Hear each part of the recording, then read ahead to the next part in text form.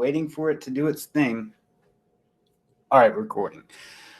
Awesome. So let's go ahead and dive in. Welcome, everybody, to the Advanced Affiliate Workshop, hosted by me, Jeremy Kennedy. And thank you for attending. And this time, we're going to dive into some really cool stuff with affiliate marketing. And I just want to preface this by saying, if you see anything that seems simplistic, it's simplistic for a reason, but it's also extremely powerful. Everything that I'm going to be showing you here, this workshop is built on a collection of secrets that I've learned from being a full-time affiliate since 2012. And this is some of the best stuff that makes the most impact, okay? There's so much you can learn about affiliate marketing, but this stuff in this presentation and workshop today is the most impactful stuff that I've found that will make the biggest impact on your sales, on returning customers, building a relationship, and getting more money per customer as well. And so I don't know why that says that at the bottom, but oh, I can click hide. Hide. Oh. Go back to that. Okay, so continuing on. I may flub up a couple times in this presentation, forgive me. So here's the golden rule. This is the theme I want you to be thinking about during this entire workshop. Your relationship with your audience directly impacts your income. And a lot of us don't keep this in mind a lot of times when we're promoting affiliate stuff. And I'm guilty of that. I am guilty of that sometimes myself, that I don't think about the relationship. Sometimes it's just like, trying to put out a promo and get it out real quick, give me sales, right? But we really have to keep in mind the relationship with our people is the most important thing, even at the sacrifice of what we might think is sales, which in reality, you're not sacrificing anything. When you put relationship over sales, you're going to win more every time. And so I really, I would even just write this down. My relationship with my audience directly impacts my income. All right. If your relationship with your audience sucks, your opens, your sales, and everything is going to start to suck. All right. It's going to start to suck and be non-existent. So really hammer this in, that you want to look at your people as your people. It's your tribe. It is your folks that you are teaching, that you are helping through whatever it is, whatever your niche may be. All right. You're helping them and you are their leader. All right. And that's the take that you want to have anytime you're promoting anything, where it be your own stuff, your own products, or affiliate products. The relationship with them is what's going to matter the most to them, because we're all human beings and there's 1,000 other people they can go to besides you. And they're going to go to the people that they have the closest relationship with and that they trust the most. This is all about trust, okay? And honesty and integrity is a huge part of that. There was a hard lesson I've learned over the years, is that integrity is the utmost importance. So moving on, let's continue. Secret number one. This is one of the most powerful secrets. Stories sell. Stories sell. All right. Humans are motivated by stories. You think about it. The best advertisements in the world tell a story. You look at Super Bowl ads and things like that. They always have a story. They're based on a story. They tell a story, even that's completely unrelated to the product itself. You ever seen one of those commercials? It was such a moving commercial. This happens during the Super Bowl live. It's such a moving commercial. And then it's like Nike, and it had nothing to do with shoes or anything else, but it's just this passionate, moving story. All right. Stories are what motivates people. Movies, TV shows, music, books, you think about it, they all keep attention. People spend endless amounts of time watching Netflix because they're watching the stories. They get engaged with the stories. And so with that being said, if you want somebody to take action, tell the story. Tell the story of that thing that you're trying to get them to take action on, or tell any story. Just tell a story, and that gets the emotion, the heartstrings pulling. That gets people motivated. Now, all too often, myself included, we don't do this, and we just drop a promo in their lap and they're like, hey man, look at this cool thing, you gotta go buy it. All right, that does work. Okay, it does work to hype things up, and but it doesn't work as well as when you tell the story. And stories can be long, or they can be just a few sentences, even a sentence long. All right, the fact is that you're tying it in to something that is not just a promo. It is a story, and stories are great for helping to illustrate what you're trying to get across to them. You know, you think about it, whether you're religious or not, you think about the Bible, and Jesus always used parables in his teaching, and the reason is that people relate to parable. They relate to stories, and you learn from using stories. Russell Brunson is an excellent example of this, and here's a quote by him. He actually is the owner of ClickFunnels, and I would say he's probably the foremost expert on funnels in the world. Absolutely, hands down. He's looked at more funnels and built more funnels than anybody on the planet. And so he was on stage not too long ago at an event I went to, and he said, after looking through thousands and building hundreds of the most successful funnels that are doing 6, 7, 8, and even 9 figures. There's funnel doing 9 figures now. The biggest difference between the ones that are doing 6 and 7 figures and the ones that are doing 8 and 9 figures are the 8 and 9 figure funnels have a better, stronger story. So those people, now obviously there's a lot involved behind the scenes too, of having a good team and this and that and the other and all that stuff. But the bottom line is they had a strong story that truly motivated people. And when you have that in place, it can absolutely change the game for you. And stories, incorporating stories, can take your affiliate game to the next level. It really, really can. And I'm going to demonstrate some of this here in a minute. Before I do, I'm going to swap back over just to make sure nobody's okay. Nobody's chatting here and saying stuff that I need to know, like, hey, I can't hear you and that kind of thing. So moving on. All right, so I want to give you some examples. And this is like connecting an offer to a story, because sometimes it's hard for us to understand, okay, how do I connect a story? How do I tell a story about a product? Well, number one is if you have a personal relationship with this product somehow, and there's a story behind it, how you came to find out about it, how you come to know about it, what it did for you, and that kind of stuff. So here's an example. You could say, years ago, I met this wacky guy named John at a marketing event. And while we were there, John told me about this crazy technique that he was going to try to add followers to his Instagram. Now, I would thought he was loony at first, but fast forward to today, and now he's added thousands of people to his Instagram. And today, he just released a new course divulging that same secret to you. So click here and check it out.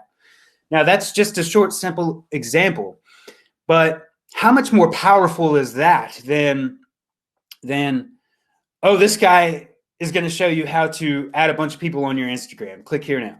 It ties it in. Like there's a personal relationship there with that product. You're telling them a story of, how you came upon this method. And it's not just some random product that you're pitching out to them, right? There's an actual connection. Now, here's another example.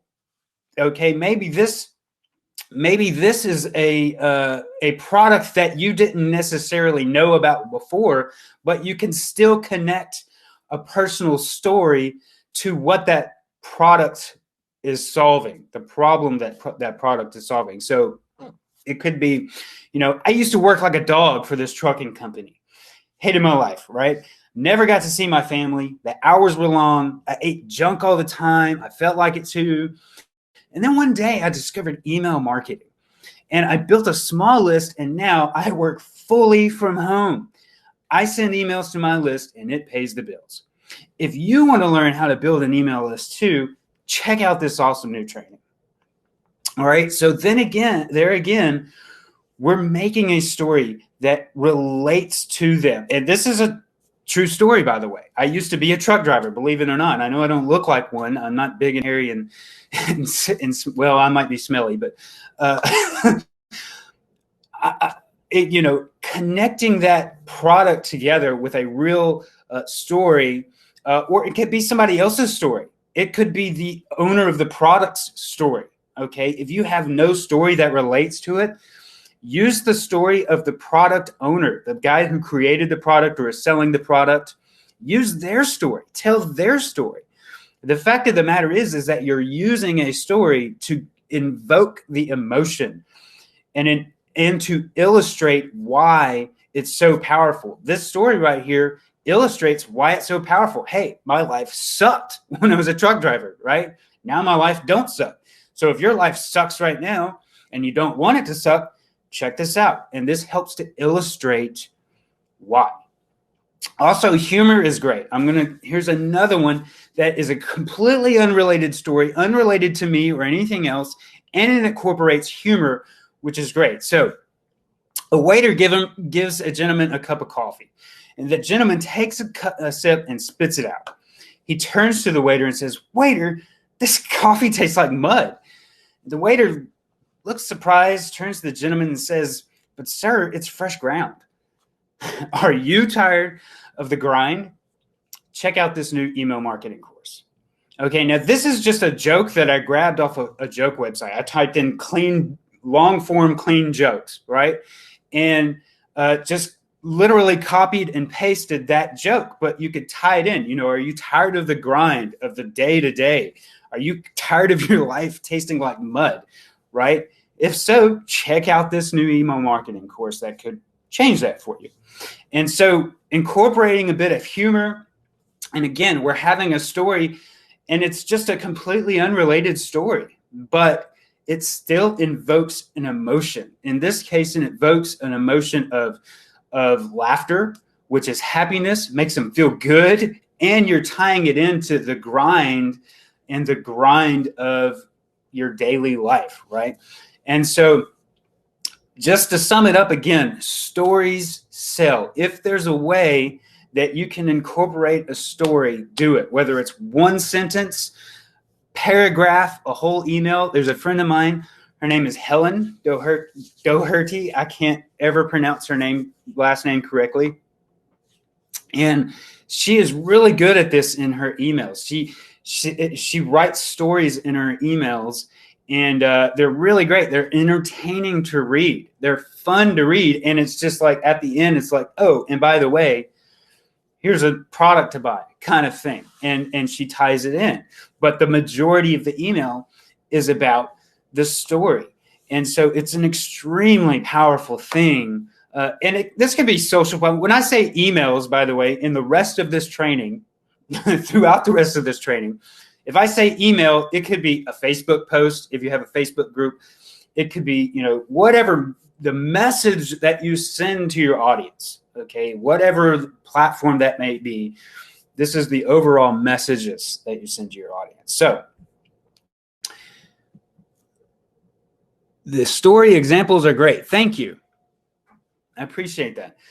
It's really powerful. And if you start to do this, you're going to notice better results, and you're going to notice that you'll get a lot more opens on future emails. So like if you tell a story in this email, your next email, the more consistent you are with telling stories in your emails, you'll start to see those open rates open up because people will look forward to your emails. Everybody and their brother, including me sometimes, is pounding folks with just promo, cold-hearted, you gotta buy this crazy new thing. And that's everybody sending that. But I'm telling you, the guys that are creating stories and linking in stories to the products that they're promoting are the guys that are really crushing it.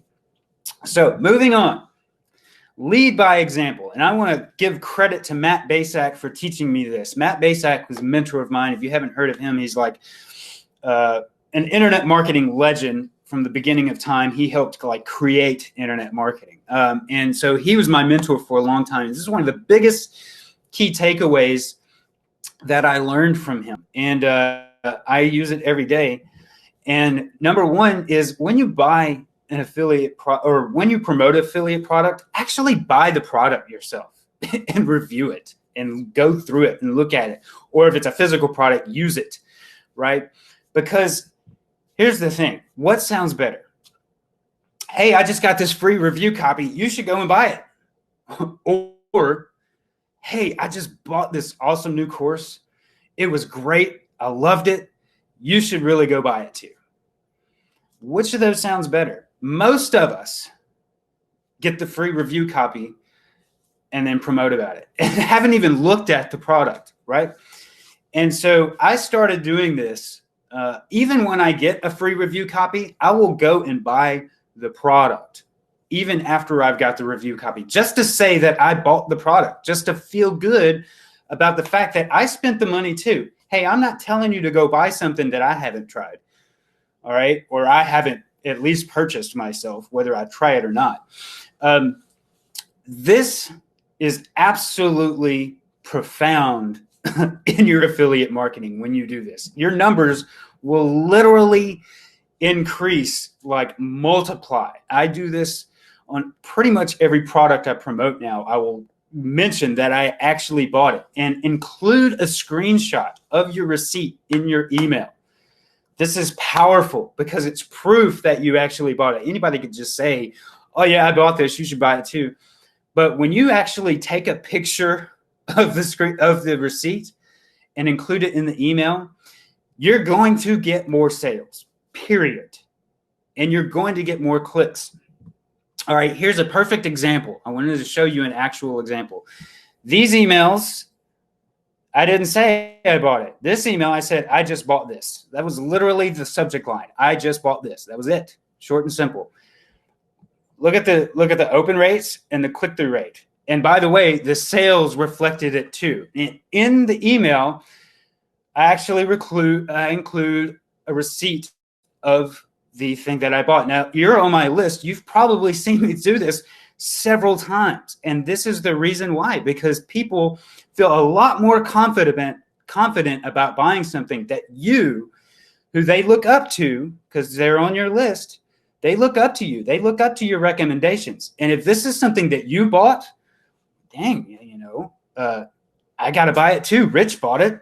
If Rich bought it and he says it was great, who am I not to buy it, right? And so let me just read you real quick the email that I sent out about this. I said, I'm super picky about what I buy these days. However, this was an absolute total no-brainer I would not pass up. Bam, receipt, right? And I actually took a picture of it with my phone instead of a screenshot. Now, you could do just a screenshot if you want to with screenshot software or whatever. But what I like to take a picture with my phone because it gives you this non-screenshotty looking image, right? It doesn't look like just a screenshot I just took on my computer. The actual phone, and I do that with a lot. When I take pictures of screenshots, a lot of times I'll take it with my phone and send it over to my computer. It just makes it look a little more real kind of thing. And then I said, internet marketing legend Matt Basak just released a new book. It's called The Secret Email System, and it's chock full of solid gold nuggets. Matt is directly responsible for me earning hundreds of thousands. Now, that is my story. It's a one-line story inside the email, all right? Whether you caught that or not, that's the story, and it's that simple, and it's true.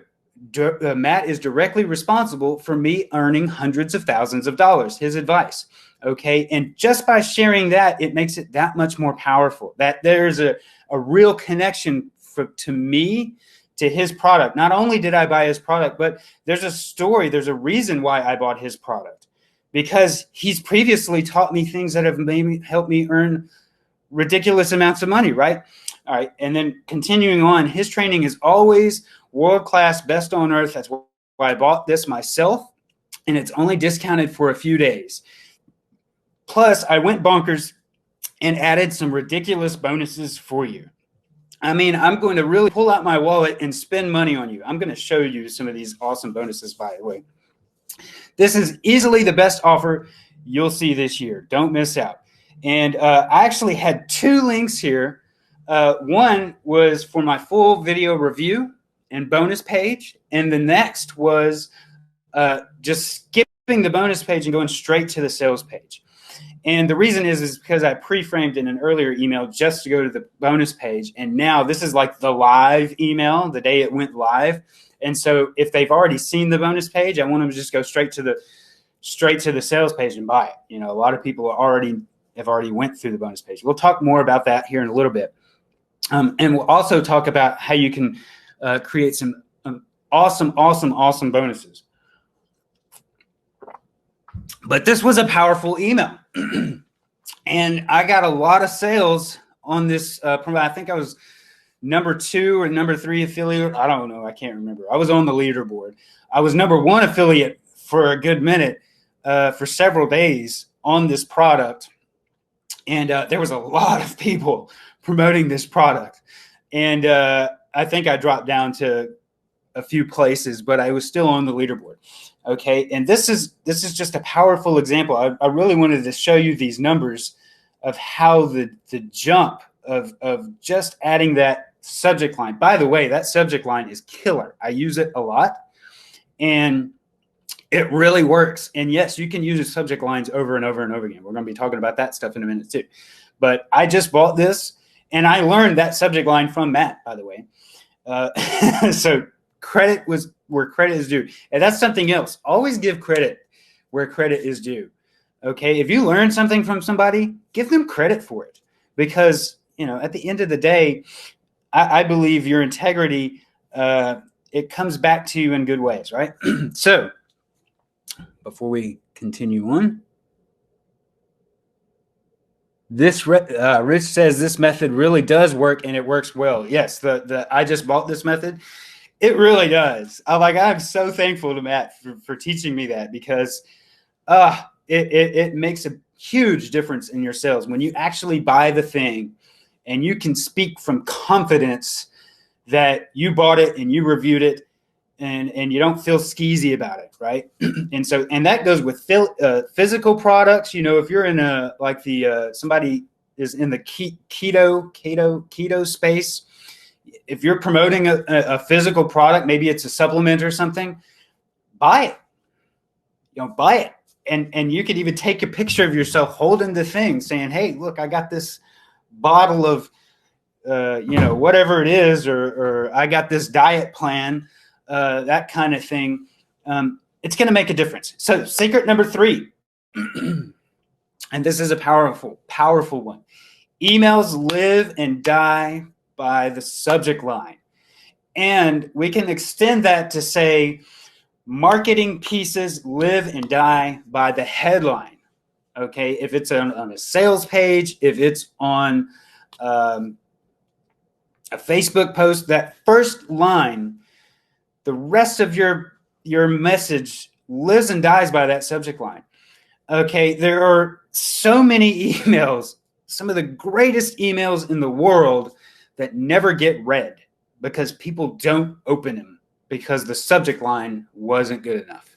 Okay. So from a technical standpoint of copywriting, this is where you should have some of your biggest focus. The story, but also the subject line. Like, I would spend insane amounts of time studying subject line formulas and the best ways to better your subject lines, which I'm going to provide some resources for you so that you can, some more training on that so that you can write better subject lines. But I mean, they live or die. Your promotions live or die by your subject line. if it's not a good subject line, people are just not going to open your email, right? And everything goes down the, and you got to try again. So the best subject lines in the world invoke curiosity, simply because our brain can't resist quenching our curiosity. We simply must click and open the email if that subject line catches our attention and makes us curious. Man, what's he talking about? I got to check that out. I got to know this. I got to see what he's talking about. Now, they might read the email and just, well, that wasn't nothing. But at least they opened it, right? At least they opened it. And so I can't emphasize enough how much you want to put time into learning subject lines. Short subject lines actually work extremely well. That's a nice little tip. Sometimes we want to get really wordy in our subject lines, but when we get really wordy, it doesn't invoke curiosity as much sometimes. Okay, those short, punchy little subject lines, just a few little words, can often have the highest open rates. Again, that example I just showed you, just bought this. It's 3 words and ... right? Super great, a great subject line. Those short subject lines work really well. Now, long ones can work too. And let me just say that subject lines that don't invoke so much curiosity can also work too. If you're trying to, like, let's say you've been promoting a product and you're really not getting any many opens, or you're not getting many sales, your subject line can preface this and really speak out to the people that it needs to speak to, especially if you're promoting something that is very niche. Okay, so like PLR, for example, if you're selling PLR and you don't normally sell PLR, you can include that word PLR in your headline, in your subject line, and it will speak to those people that would be looking for that. Okay, and so you don't always have to invoke curiosity, but those are the best ones for opens. Okay, curiosity gets the most opens. Also, use the subject line again inside the email. Okay, you can use it again inside the email, and it almost kind of closes the loop again, and it ties it in with the rest of the message. And a lot of times you can use the subject line in the link that they're going to click on, depending on what the subject line is. But when you can include it in the link that they click on, I don't know, it's just some kind of mental thing. It'll sometimes get more clicks. And maybe it's just a closing the loop thing, but it really works. Also, purposely misspelled or lowercase subject lines work, and you can do this occasionally. I'm not saying every single one misspell or lowercase your subject lines, because then it's going to look like you're just, inept at writing, which, but the occasional having the misspelled word or the lowercase, I like the lowercase subject lines more than misspelled. And it just makes it adds a kind of more of a human element to it. Most people would think in their mind, okay, a professional business isn't going to have this lowercase, they're going to be all grammar perfect. So this must be just like a real dude sending me a cool email, right? And so those actually work well. They help with your marketing and getting opens. Also, split test your subject lines. And this is a tough one. I can tell you, I don't always split test mine, but when I do, I'm so happy I did, right? And I've done it. I've started doing it to split test a lot more, especially recently. And I will again give credit to Matt for really hammering in. He's big on split testing your subject lines. And you really don't get it until you start doing it. You don't really get how powerful it is. But think about this. If your subject line gets a 10% open rate, one of them gets a 10. Let's say you tested 3 different subject lines, and one of them gets a 10% open rate, and one of them gets a 20% open rate. All right. that could literally double the amount of money that you make. It could, right? Because you could get that many more people to click and to buy. All right. So don't underestimate the power of split testing your subject lines. And by the way, the winner is the clicks. Now, this sounds counterintuitive. Yes, you can split test for opens. Yes, it does make a difference. But at the end of the day, what matters the most? What matters the most? The email that gets the most clicks on it, the people that actually click on the link inside your email or message or Facebook post or whatever. All right. And the winner is the clicks. And the subject line absolutely, positively does affect the click rate. It absolutely does. I could show you a bunch of statistical proof of that, but I didn't. So I'm sorry. But just take my word for it. It does. It matters. And split test 3 to 5 radically different variants. So when you go to split test, don't just do 3 very similar subject lines. Do 3 very different subject lines. Okay. And then send the winner to the unopens, the people that didn't open before. All right. And you're going to see much better results if you do this. And it can make a tremendous difference.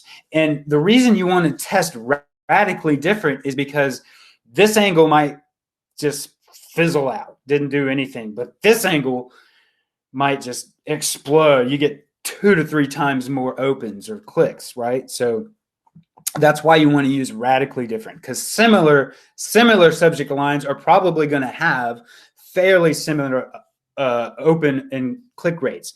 What you want is to see the big jumps, the differences in the big jumps. Which one has the biggest jump? All right. Also, this is a great tip. Keep the winners in a notepad file to use again, because if they worked once, they will work again. A great example is the I just bought this or the just bought this. I tell you, I use subject lines over and over again, because once you found a winner, it's gold. It's as good as gold, because you can use it again and you're in a promo and it's not doing well, man. You go into that file and you're like, I know this one's going to get opens. Bam. And it does. It just does, because it's already proven to you. So keep a notepad file or a Google document or something and write those subject lines that get high opens in them, even if you don't split test. All right. Just the ones that you see that really get a lot of opens and clicks. Keep those puppies in a file. All right. Let's go on to the just reading the chat here. Oh my God, this is such a true statement. Before taking this to heart, I was only experiencing less than 1% opens. Once I changed my thinking, open increased. Yes. Love the tip about using the subject line in the email. That does work, man. I don't know what it is. It closes the loop in the head or whatnot. Okay. Secret number 4. This one, if you want to see a catastrophic spike in your sales in the very beginning, the day that it goes live, then this is what you want to do. You want to pre-promote. And even if it's not let me preface this by saying, if you're promoting a product that's not launching or that's not going live or that has been live for a long time, or it's just some product that you picked off the shelf, you can still make it feel like it's a live launch, because you can limit your bonuses. You can do a pre-promotion and not even give them the link to buy it yet and get that excitement going, because people want what they can't have. All right. They want what they can't have. And the pre-promotion builds that excitement. All right. If you hit them with a couple pre-promotions before they can, like 2 to 3 emails before they can even buy the thing, they're like, geez, just give it to me already. I want it. And when you combine that with some of the things that we're about to talk about, it can really create a spike in sales that first day that you've the cart is open, quote unquote, whether it's already open or not. So start promoting at least 1 to 3 days in advance before you give them the okay, it's live, ready to buy. Okay, if at all possible. Now, some situations it's not always possible to do this, right? But this can really help spike your sales on day one. All right, announce your bonuses in those pre-promotion emails, and we're going to go deep dive into bonuses here in a little bit. But announce those bonuses, because they're going to be looking forward to that. They're going to be looking forward to an extra reason. And again, if it's a product that is not a going live launch product, that it's already, the cart is already open, the bonuses could be the thing that you are limiting, or you can't get these bonuses until such and such, until, tomorrow kind of thing. And so they're waiting on those bonuses as well. In the pre-promotion, you also want to point out the problems that the product fixes. And you can use stories to illustrate this. Again, going back to the stories, you can tell the story in a little more detail, and talk about the problem, and then talk about how this product is the solution. Again, it's just going to build that excitement. They're going to want it right now, but they can't get it right now. So they're going to be waiting on day one to get that, right?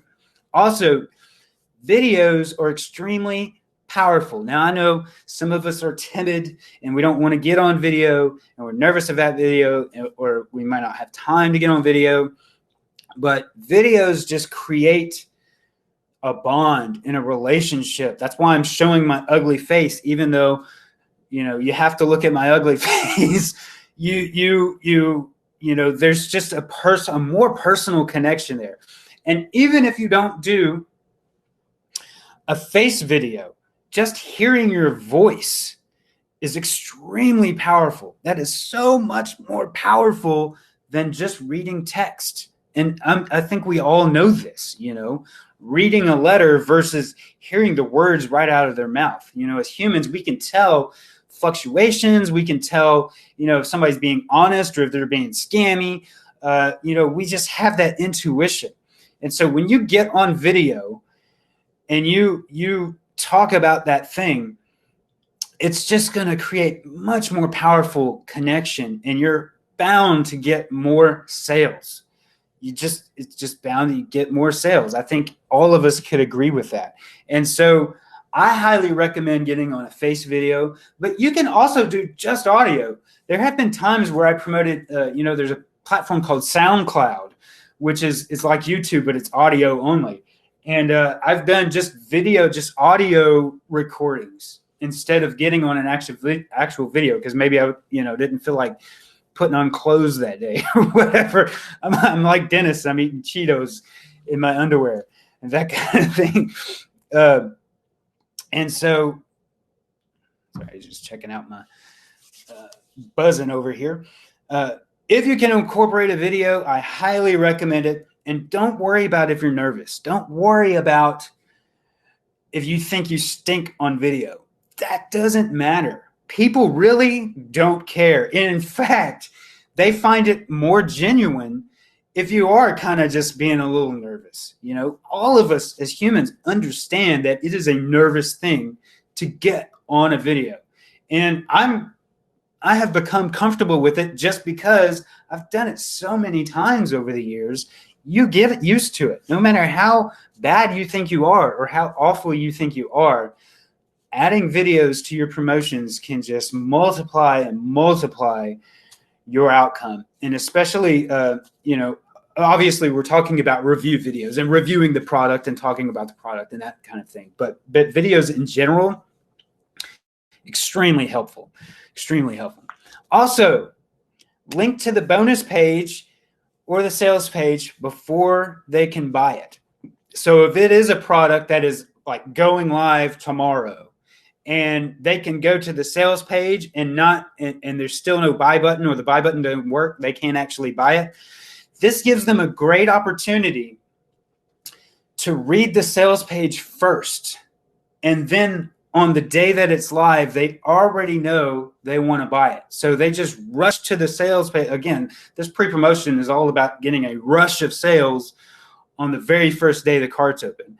And, especially if you're trying to win an affiliate contest, a lot of times you'll see like a 24-hour contest, speed contests, or leaderboards that you can win thousands of dollars on.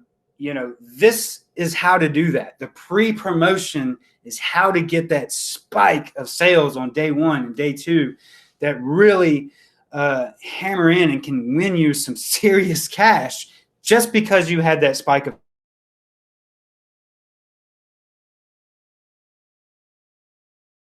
I just hit record again, and we're going to go ahead and take back up where we left off.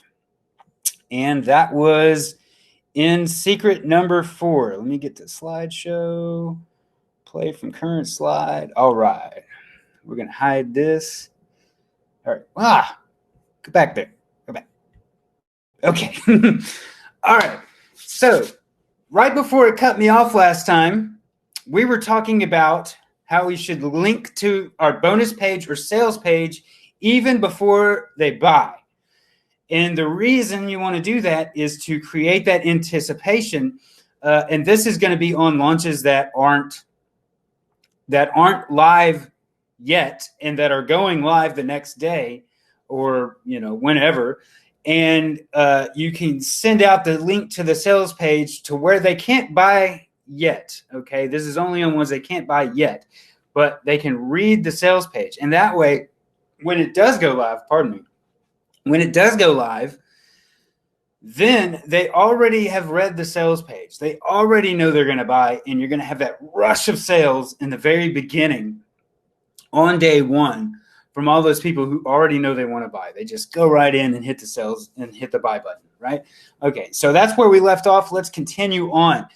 The next part of Secret 4, limit some bonuses to create day one scarcity. And again, all this stuff is about, this pre-promotion is all about creating that rush of sales in the very beginning. And this is how you win. This is how you win contests and leaderboards. A lot of contests will have like a 24-hour contest or a speed contest where, you could win hundreds or even thousands of dollars just because you brought the most sales on day one or day two. And this is exactly how you do it, is your pre-promotion sequence. That is what's going to absolutely crush it on the first couple days and bring you that rush. So you can limit some of the bonuses. I would say limit one of your best bonuses.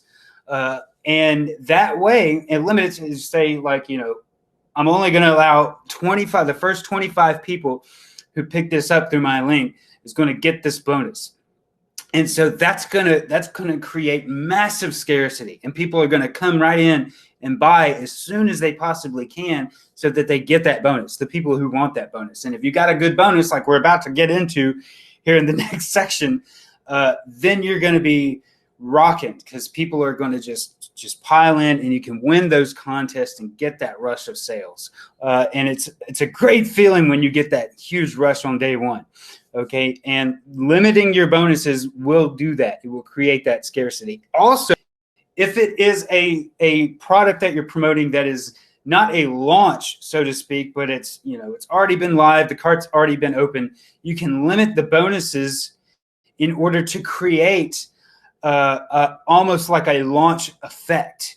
Okay, you could still do a pre-promotion on a product that is not that has been live for, let's say it's been live for months ago, which, by the way, if you're in the internet marketing space, some of the best products to promote are products that went live 2 or 3 months ago and that did really well. Okay, if you mail one of those out versus one that's launching right now and everybody and their brother is mailing about it, you can actually get a ton more sales sometimes because everybody's done promoting it and you don't have all this competition. Now, this is especially true in the internet marketing space.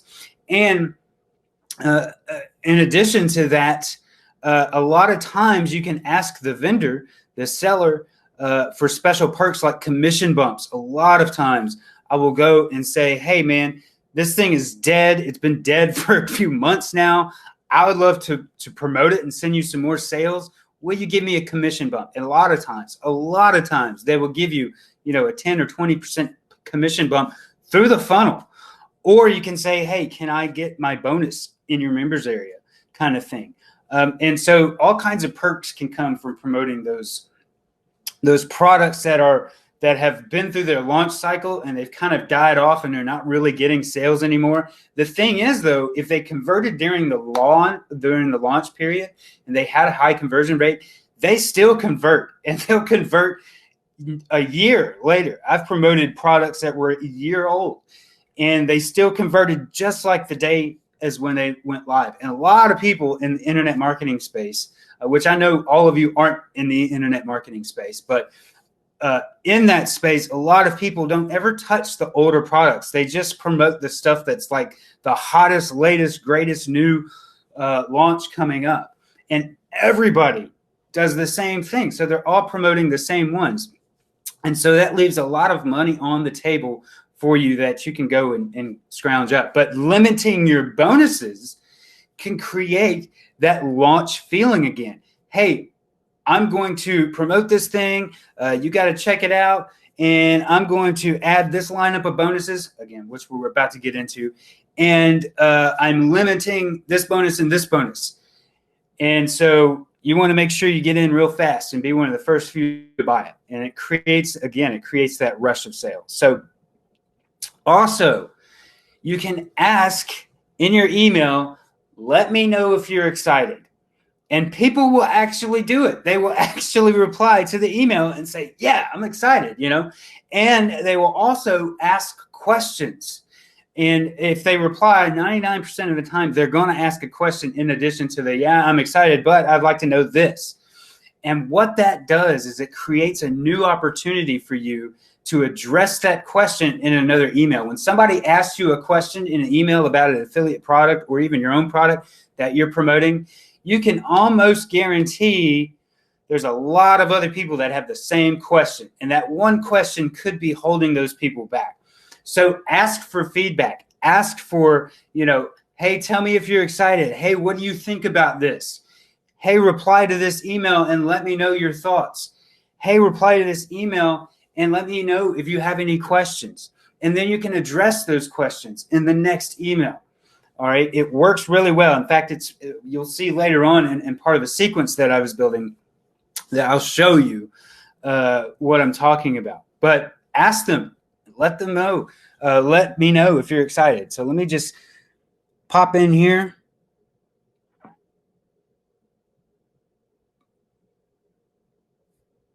Dennis says, I've seen bonus pages before the launch. It does make me want it now. Yep. All right. So secret number 5. I had to think about my number of fingers I was holding up there. Well, count to 1, 2, 3, 4, 5. Yeah, 5. Okay. And super bonuses win. All right. Not just bonuses. Super bonuses. This is my favorite part of the whole training because this is where you can really differentiate yourself from other people. Because I'll tell you what most people do. Most people take 10 different PLR products, just pure junk, and they put them in this long list of stuff, 10 or 20 freaking bonuses, and they call it, $2,000 worth of junk. It's really just junk. And that's their bonus lineup. And it's kind of pathetic, really. Nobody wants all those bonuses. Like, number one, nobody wants that many bonuses, even if they were good. I certainly don't want to go through 20 different freaking things, right? If I'm going to buy the course, I would love to see 1 to 3, 4, 5, maybe tops, probably really good, high quality bonuses. And that's what we're going to be talking about here is how to create really good custom bonuses that nobody else has. And that's really the key. Custom bonuses that nobody else has got. Okay, another thing that you see a lot is the product creator will provide bonuses to the affiliates that the affiliates can use to offer as bonuses. And all the other affiliates are promoting the same bonuses, right? It doesn't differentiate yourself at all to do that. And so what you want to do is you want to create your own bonuses. You want to come up with your own bonuses that you can use to really separate yourself from the pack. And we're just about to deep dive into some of these here in a second. Okay, so number one, avoid using PLR. Just avoid it unless it's super high quality. And we will be talking about some types of PLR that you can use, but overall, try to avoid using private label rights products as your bonuses, unless they're just really good. And especially if they're like a training PLR, like how to build your list. Don't put a how to build your list PLR training product as a bonus. That's just, nobody wants that, right? It provides no value whatsoever. So avoid using PLR. Also, you want to keep your bonuses congruent and make sure they actually help or make the thing better. Make the product better in some kind of way. Actually provide some value into what they're actually trying to learn. You know, some guys put out completely unrelated bonuses, and it just doesn't make any sense. Now, there have been times where I have put unrelated bonuses to an extent, but they were really cool bonuses, right? So that's the caveat. If they're really cool, you know, you can kind of get away with it. But for the most part, you want to use bonuses that kind of fill in the gaps. That you know, if the product is missing something, that's a perfect spot to fill in a gap. Okay, okay, they go over how to, like, for example, in this workshop, we don't really talk much about list building and actually putting people onto your email list and that kind of thing. That's really a completely separate topic than trying to get affiliate sales. Okay. And so that could be a bonus that you could use to fill that gap. So if you were promoting this workshop, for example, a list building product would be a great bonus. A quality list building product would be a great bonus. All right. That would be just an example of filling that gap. Also, again, I just can't stress this enough. We want to focus on high quality versus quantity. Now, let me preface this by saying quantity does work for some people and to a certain extent, but it never beats out high quality. And you just think about it yourself. You know, would you rather buy 20 something that has 20 crap bonuses, or would you rather buy something that has really awesome bonuses, right? Okay, that are extremely helpful. Let me just yeah, okay. So let's talk about some bonuses that you can use. Bonuses that you can create. And by the way, all these bonuses that I'm about to go into, I have done myself. These are all things that I have done, that I have used as bonuses, and they work great. And that's why I'm sharing with them with you, because I have used them. So number one is Cliff Notes. This is such an easy thing to do. So you ever see those Cliff Notes version of the books and things like that? In this type of bonus, basically you go through the product and you take notes for yourself. And they don't have to be extravagant. They don't have to be crazy. You don't have to have 20 pages or anything like that. It can be 1 page of notes, but just the golden nuggets that you pulled out of that. And things that you would add to it, again, that's filling the gaps, that's missing. You know, that was a great point, but I'd like to add this too, you know, and that kind of thing. So Cliff Notes, you just literally open up a Google document and take notes as you're going through the product. Or if it's a physical product, you know, a fuller review, maybe some tips or something like that hopefully you get the gist. But people love Cliff Notes because it's custom, it's sincere, it gives them extra value to exactly what they're learning. And so yeah, people really like those. I usually include those. Also, you can do a live workshop, and hey, don't be scared to do workshops. Don't be scared to get on a Zoom call or a Facebook Live or something like that, and get out of your comfort zone a little bit. People love that. People love that, and it's understandable if you're nervous. It's understandable. I'm comfortable with it now because I've done it so many times, and you will be too. And I tell you, the first few times that I ever got on a video, it had to have been terrible for the people watching it. I mean, they must have just really been snoozing because I knew I was just had to have been horrible. And I might still be today. I'm sure Rich is back there probably falling asleep as it is. So, but having a live workshop, man, that's such a great bonus. That's such a great bonus. And you don't even have to really teach the same stuff that's in the product they're buying. It could be completely different, the topic or the thing that you're doing. Just the fact that you're doing a live workshop is a great value, because normally people have to pay for a live workshop, and they get to interact with you.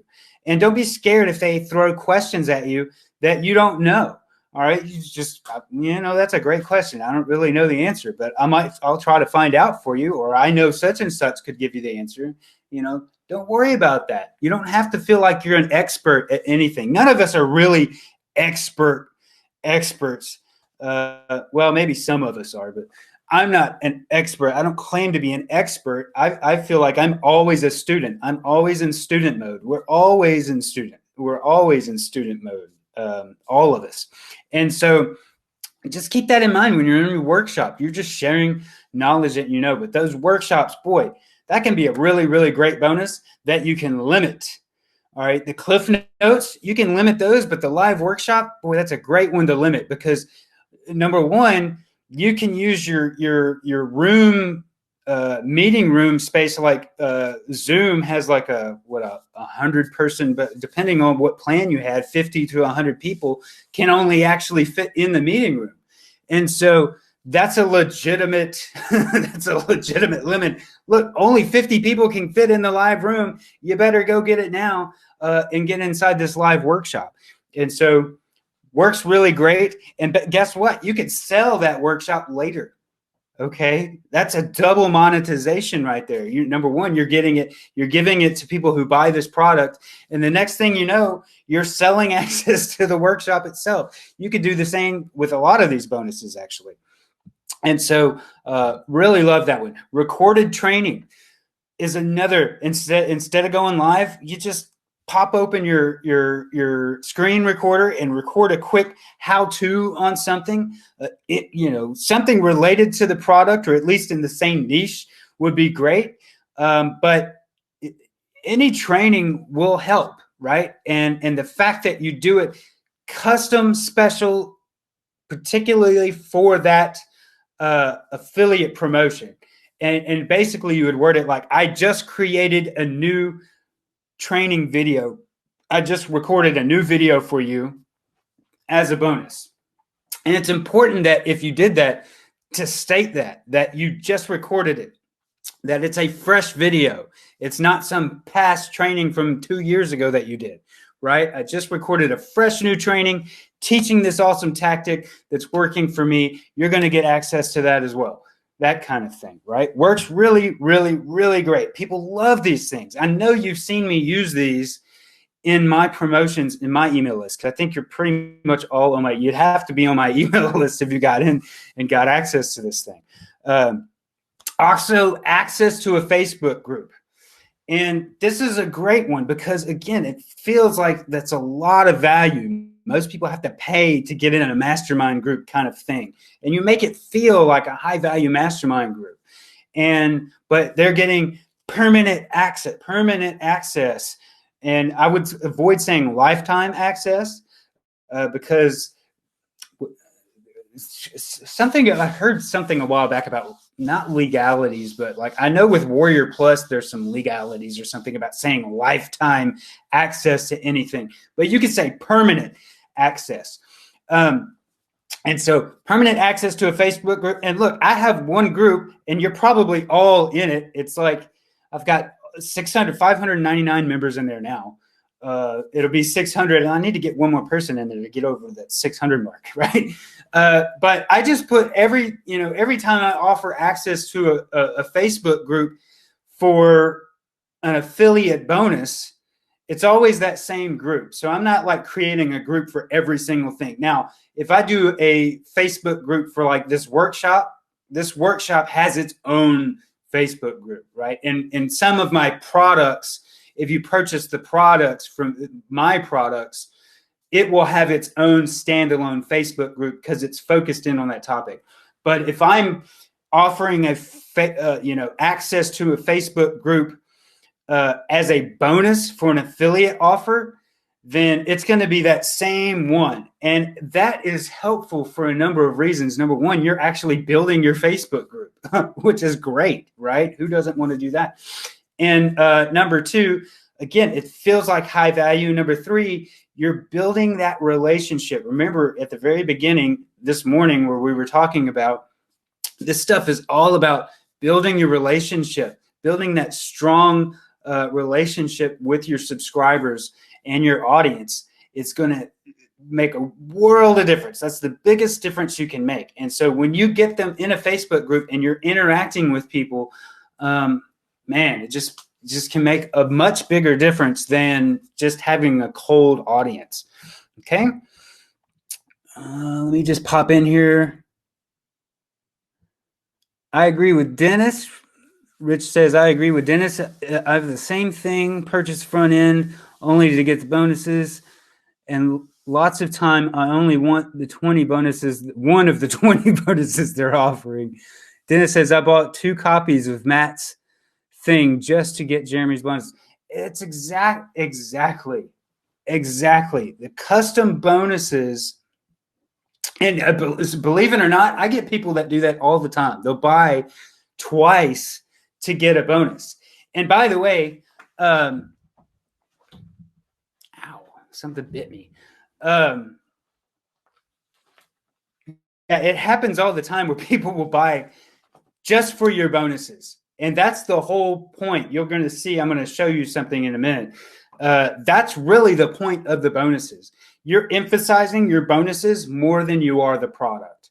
All right. You place your focus on your bonus because that's what separates you from everybody else is your actual bonuses. Because if there's 100, 200 different affiliates promoting the same product, what's to stop them from buying from anybody else? It's your bonuses.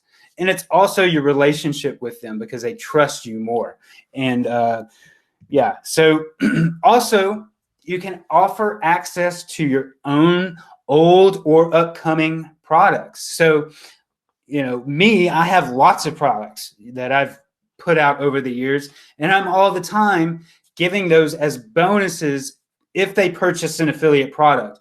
And here's the thing. You might think, well, some people are going to get ticked off because they had to buy that product. Well, they're still buying from you. They're still paying for it. It's just coming as a bonus, right? They're paying for an affiliate product and getting the bonus. So they're still, in a sense, paying for that thing. And you can also offer upcoming products as well. And if you don't have any products, that's who's to stop you? Why not? Go create one. I'll show you some resources in a minute where you can, because I think that's extremely valuable. It's the best way to build your list. And it's also the best kind of list to promote affiliate offers to is people that are your actual customers and didn't just come off of a freebie thing. It makes a huge, huge difference. Huge difference when you're selling to buyers and promoting to buyers instead of just people who get free stuff. Also, another great bonus that you can create that's easy to do and people absolutely love, I'm telling you, they love this bonus, is an interview with the product seller, the product creator. If you can score an interview with them, which a lot of times, especially in the internet marketing space, it's really easy. You know, a lot of guys will agree to it, especially if they know you can produce some sales. They'll definitely agree to it. But I won't say definitely, but a lot of times, this is just an invaluable bonus for people because it's an extra training. It's an extra thing. They're buying that product from that creator and they want more. You know, they want more. They want to learn more, and they want to learn more about that product creator.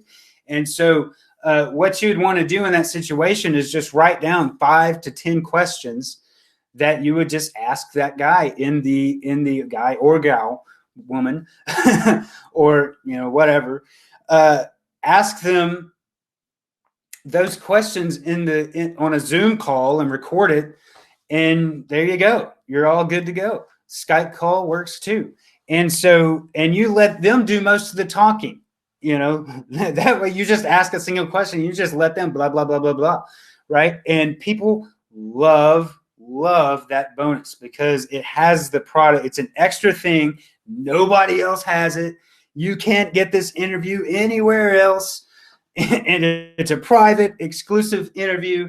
And also, if you do that interview as a live interview, which I know can feel a little scary, but again, you let them do most of the talking and it's okay. It's even okay if you mess up. You know, you've seen me mess up. My whole freaking workshop cut off completely right in the middle of it. And I had to wait like 5 hours to come back on and give it to you again. So it's okay if you mess up in videos and on live things. It's okay as long as you're cool about it and you're being, you know, a cool dude about it or dudette. It's okay. So don't be scared about that. But if you could do a live interview with the product seller, that way people can actually come in and ask questions to that product creator about the product itself too. Oh, now you're playing with fire. All right. People really, really, really, really, really love that. And I'll tell you a good example of somebody who does that is Wayne Crow. And he actually does, which we'll talk about this in a minute too, is he actually does a live with the product creator when the product goes live. And basically he has so many people that come to these lives and he interviews the product creator. And at the end of the interview is like, okay, now the product's live, go get it. Here's my bonuses. And oh man, you wouldn't believe the numbers this guy does from that. Now, granted, he has a large audience, a very large audience, but he has brought me hundreds of sales using that method, hundreds of sales on individual products. It's absolutely insane. If you can't get them on an interview, okay, this is a nice sneaky little tactic. You say, look, dude, I'm just going to send you a Google document, a link to a Google document. It's going to have 5, 10 questions in it. And I want you to just go in there and answer those questions. Write them out. Bam, there's your bonus. Works. Works. It's really good stuff. All right. Yeah, that works really well. Also, another bonus that you can create that's easy for you to create is checklists and workbooks. So a lot of products, especially information products, they don't have checklists or any kind of workbooks or any kind of thing like that. And you can literally just go through the product and see what the steps are and then open a Google document and then put step 1, step 2, step 3, step 4, step 5, and a summary of the step and put a little square, the little square symbol thing next to each one.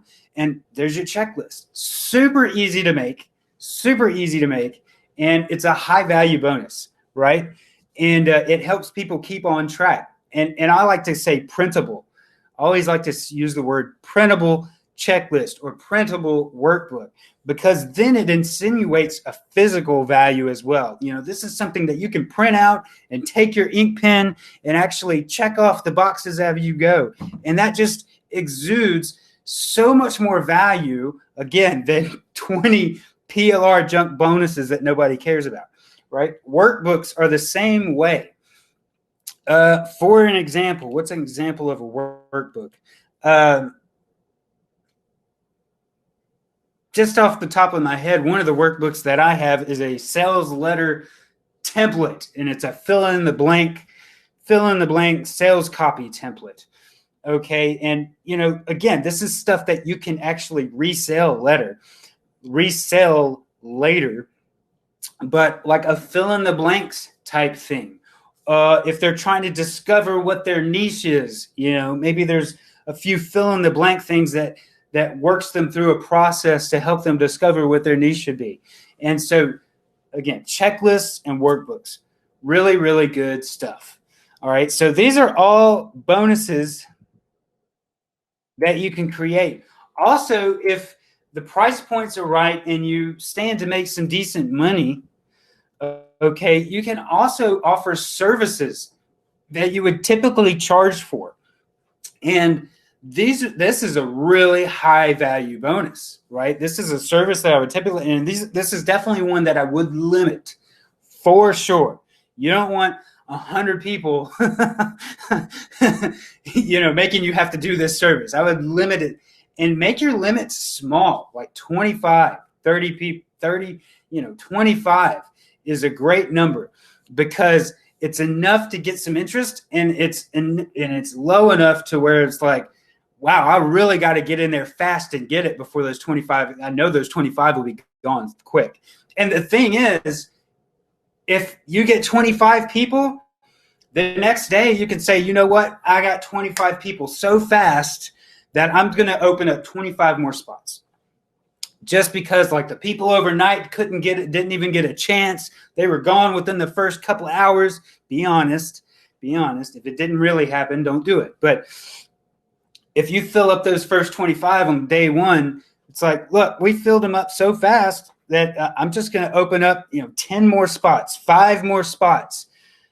And that's your next email. And you want to talk about another rush of sales because they see that limit is there, right? 5 more. Oh, there's only 5 more left. I didn't get it yesterday. It was empty yesterday. And now I can get a chance to get it. So these are all bonuses that you can create yourself, not spending any money, super duper easy to do. And I just encourage you to be creative, to really think outside the box. What can you just make that could be super quick, and it fills a gap and it provides value? And by the way, one of the services that you can charge, that you typically charge for, can be a phone call. And the people love the phone calls. They love the phone calls because they get to talk with you. And again, you don't have to be the expert. You just have a conversation with it. The most of my coaching calls is just having a conversation with the person. Ask them a few questions about where their situation is, and then just give some legitimate advice based on either your experience or what you think is best. If you can't help them at all, just tell them, look, I don't really, I think you're doing great. I'd love to help you. I know such and such and such and such, point them to some resources that could help them. But get on a phone call with them, and you will have a customer and a friend for life. It's not just about, again, it's the relationships. You can create real friendships. Many of you that are watching this and that will be watching the recording are legitimately friends of mine. I consider you my friends, not just customers or anything like that. We built a relationship together. And so that really means a lot. And going back to this morning, again, the relationship is the key when you've built that relationship. Matt Basak, for example, I've been a customer of his for a decade, and I've been to several of his live events. I've paid him ridiculous amounts of money for mentorship, like stupid amounts of money for mentorship. And it's because he built a relationship with me. He spent the time and did things that, when and I'm not going to tell a lot of people this, but he sent me a personal video one time just out of the blue and it was really heartfelt, and he had a lot of good things to say. And I was just like, wow, man, holy moly. And then he invited me to one of his events, his live events at, where he lives there in near Atlanta. And I totally went because it was awesome. And that led to an incredible friendship. And we still have that today. And so, that's just going towards that, building that relationship. Again, that's how you create customers and friends for life. So before we go to the next section, just see if we have any more chats. We got Holly, we got Rich. Looks like we lost Dennis. All right, that's okay. Bonuses that you can buy. Now, this is pretty cool. This is kind of fun. And this is especially true for those products that you're going to promote that you stand to make some good money on.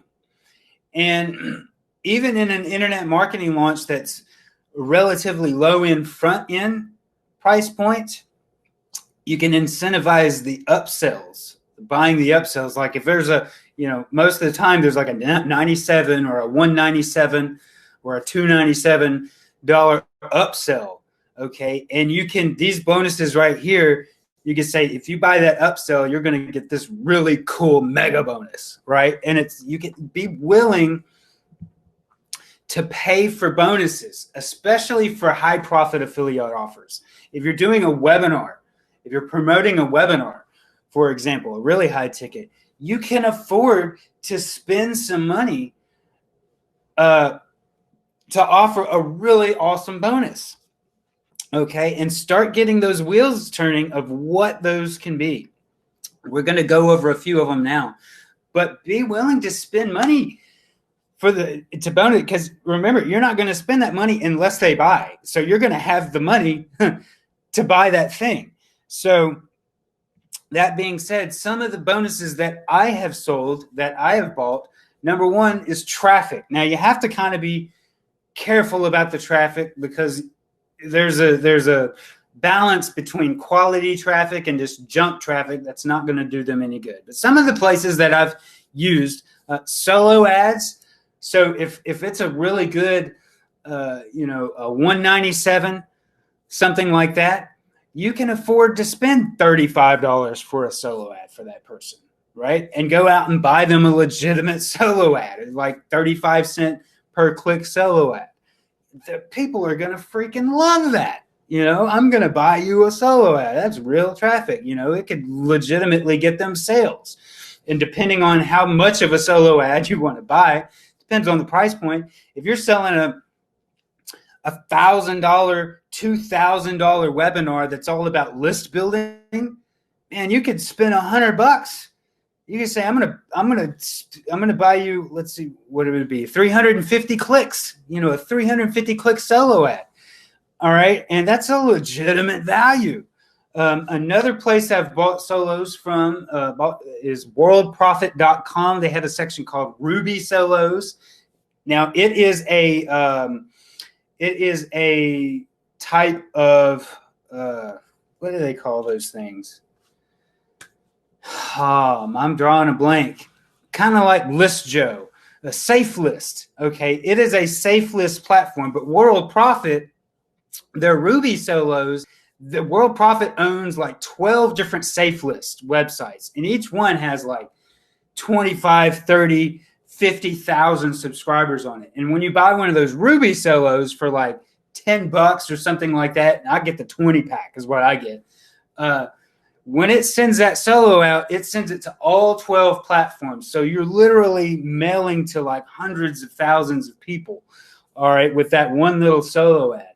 And granted, the traffic isn't as great of quality as like buying a regular solo ad from a regular vendor, but you can absolutely build a list that way if you send enough traffic, and you can even get sales that way for them. But in terms of a bonus, I'm going to blast your email out to 100,000 people that's a kick butt bonus. It costs you like $9, right? If you get the 20 pack, is like $40 or something like that. I can't remember. And then you got 20 of them that you can, and it's just a great, like for $40, and one person buys and you get like $200, right, for the affiliate product that you're promoting. If you buy the $200 upsell, you're going to get an email blast to 100,000 people. And so even if it costs you $10, that's an incredible value. AdFly is another one that I have used, but I kind of don't do that one anymore because it's really just, it's very untargeted traffic, but it's extremely cheap traffic. Like you can get, let's see, 12,000. It's 12,000 visitors for like $5, but it's like I think is the minimum you can get, and that's like 40 cents per 1,000 visitors or something like that, or I can't remember, but it's stupid cheap, and you can send just like tens of thousands of visitors for nothing. And it sounds really good as a bonus, but I don't really do that one anymore because it doesn't really, they're really not going to get anything out of it except a bunch of traffic, right? That's going to come and go. So I don't really do that one anymore, but I have done it. And so that's why I put that here. And it can be useful for certain things. If they're trying to do like SEO, or if they're trying to rank videos or certain stuff like that, that kind of traffic will help them to rank pages and that kind of thing, because it's just a blast of traffic. But in terms of getting them sales or anything like that, or opt-ins, they're really not going to do it from AdFly. Offer walls is another cool bonus that you can have that's related to traffic. An offer wall is a web page that has like 20 different ads on it, like little square. You can imagine a page with like 20 different little squares, and each one is a little ad. Okay. And then you just send a boatload of traffic to that one page. All right. And that's one that I've done before. And it's basically, hey, if you buy this product, this affiliate product, you're going to get a spot on the offer wall, limited to 25 people or 50 people, so that everybody can get traffic. And I'm going to send like 100,000 or 10,000 clicks to this one page or whatever it is. And so offer walls work really great as well. People love traffic. It's just the word traffic, just the words. I'm going to send you clicks. I'm going to send you visitors. That is so powerful. That's like such one of the best bonuses. And it's one of my little secret bonuses that I use a lot that people really like. And most of the time when I do it now, I either use World Profit or I buy a real solo.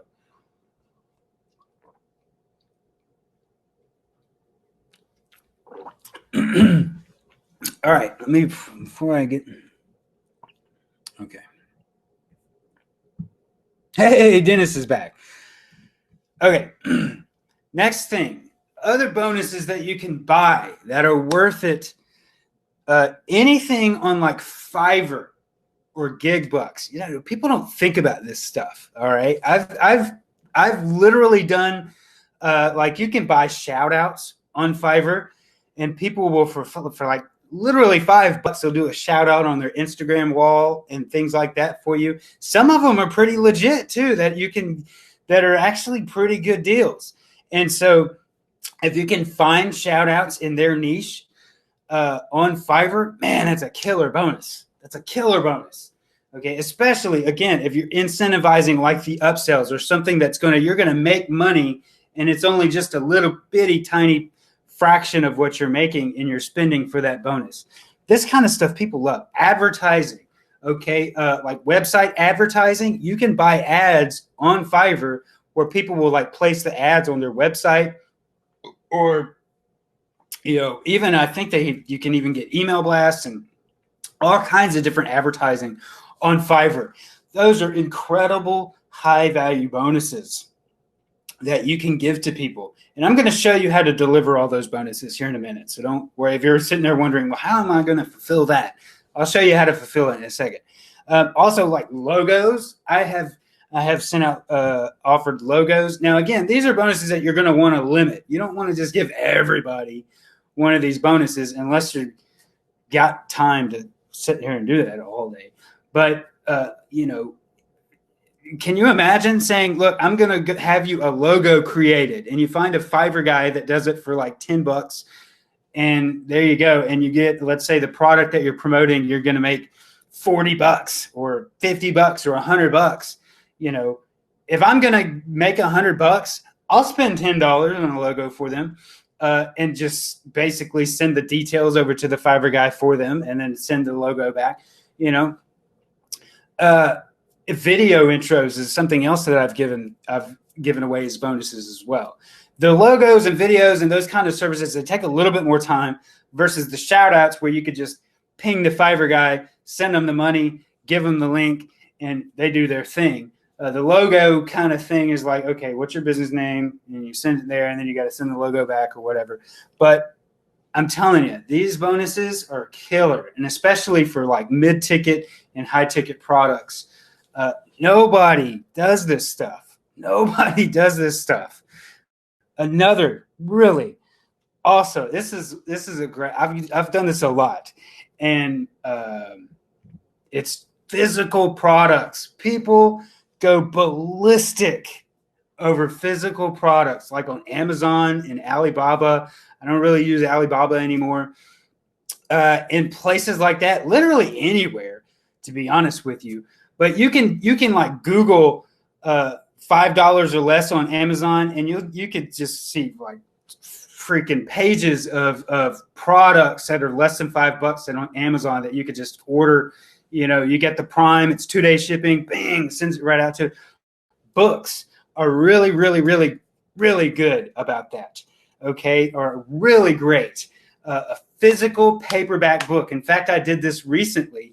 Physical paperbacks. One of you guys might have even got one from me. I know I promoted Matt's thing a while back, and I offered Think and Grow Rich, the paperback version. It was like $5 or $7 or something like that for the paperback version.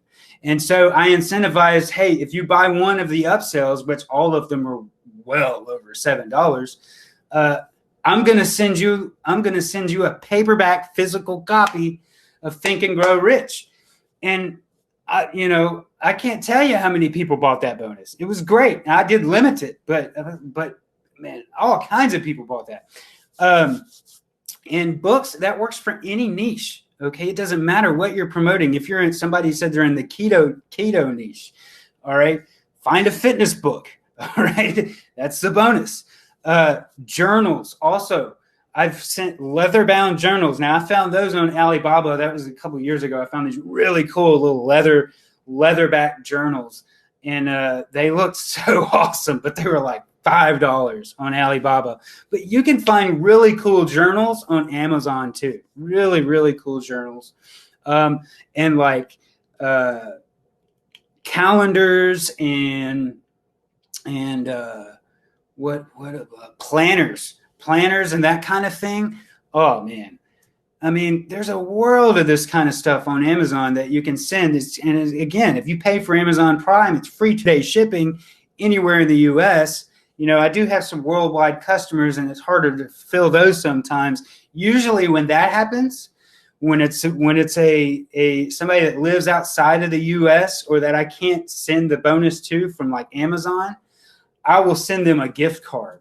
Like a digital gift card, or I will PayPal them the cash difference. Now, you don't want to offer cash as a bonus, okay? You don't want to say, hey, if you buy this, I'm going to give you X amount cash back. That's not something that you want to do. It's kind of frowned upon. But if you're offering a physical bonus like this, and you legitimately just can't send it to them, you can offer, hey, look, this was $5 on Amazon. Here's a screenshot of where it would have been and how I would have sent it to you. Let me just PayPal you the $5, right? Or let me give you an Amazon gift card or a gift card to Amazon. Like there's this one guy that was on Australia, and I was like, let me just give you I guess it was Australia Amazon or something like that. I don't know. I can't remember. But anyway, you get the idea. But there's all kinds of stuff that you can sell. Pens, like writing pens. There's some really cool pens on Amazon that are cheap too, but they look really cool. And so those are great. You can also Google like gift ideas, and those a lot of times can give you really good ideas for different gift items that are just cool that people like, you know. And gift ideas under $5, and then $5 or less on Amazon, and any other, you know, if you're in the bass fishing niche, go to bassproshops.com, you know, or to a marketplace or a place like that is in your niche, and find something on there that's cheap that you can give as a bonus. Okay, but let me tell you what, people really, I mean, nobody in the internet marketing space, except for me, is giving out physical bonuses like this. Like, nobody does that. Nobody. So when I do that, people go just bonkers. They just go bonkers. So that's a killer little tip right there. Oh, if you really want to crush a promotion, there you go. Let me go back here. Let's see. Oh, Dennis says now I'm having internet issues. Boy, don't say I'm having internet issues. Boy, I'd freak out. Oh, like, oh, not again. Now it's Dennis's turn. What percentage of people will take you up on a bonus like a logo? For the logos, you know, I've done logo probably once, and that's because it took so much, you know, it takes a little more time because you got to kind of back and forth with it. But it's still a popular thing. I mean, nobody, you got to think about it. If you saw somebody that was promoting a product that you wanted, and they were going to give you like a free logo design or something like that, just imagine how awesome that would be to you. You know, people love this kind of stuff. They really love all of these in the internet marketing space because nobody else does them. Everybody in the internet marketing space is usually just a cheap bonus, PLR, or some old product that they did a long time ago. I'm about to talk about that here in just a second. Rich asked how you collect the addresses. I'll show you in just a minute. Also, PLR resource packs. Now, remember I said earlier, let's try to avoid PLR, but in this instance, here's where PLR is a good thing. So focus on quality stuff, again, quality stuff that they can use, like that's tangible, stuff like graphics packs, stock image packs, video backgrounds. I've done video motion background packs, stock music packs I've given away.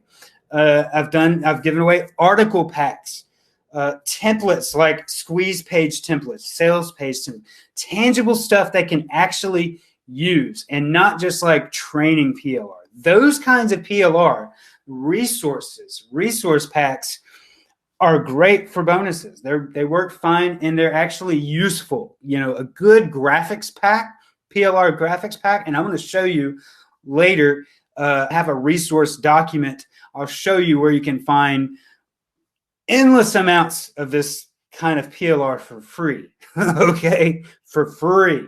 It's one of my little golden hidden corners of the web that I absolutely love.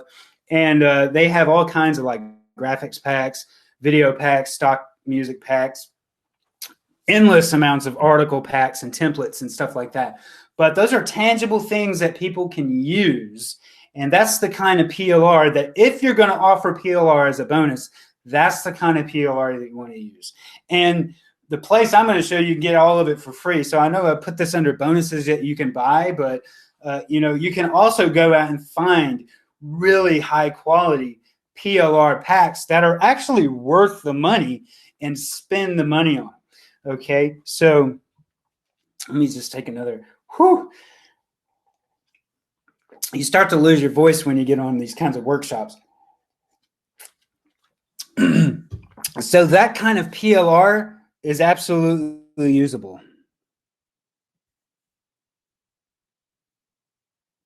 Let's see. Rich says, what is your thought about sending out postcards to your customers for upcoming promotions? Ooh, that sounds pretty cool. In fact, I know of a place that you can do that, and it's like really cheap. It's like $1 or something, or 65 cents to $1 or something like that. Sent. Okay, the postcard is sent in the mail for that anywhere in the U.S. I can't think of it right offhand. You might even know it. That's actually a really cool idea, though, as long as you can get it to them in somewhat of a timely manner. And I think you're talking about for pre-promoting, right? For pre-promotions, and not necessarily as a bonus, but like as a warming them up, getting them excited about it. I know some guys like Nick James is a big direct mail guy, and he sends out, I get mail from him all the time. Matter of fact, I'm sure I got some laying around here somewhere.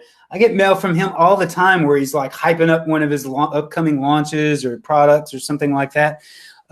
Direct mail and physical mail is like one of the best things in internet marketing. To be honest with you, I need to do a lot more of that. Matt Basak is big on that. Nick James is big on that. There's a lot of guys. There's a lot of the top guys in the space still use direct mail, and it's one of the best things that you can do. And it's also, by the way, if you're doing like launching your own product out, and you want to get affiliates on board, send the affiliates a piece of mail, a postcard, or what's called lumpy mail or bulky mail, where it's like, I don't have an envelope right offhand, but let's just pretend this is an envelope, and it's like a bulky item.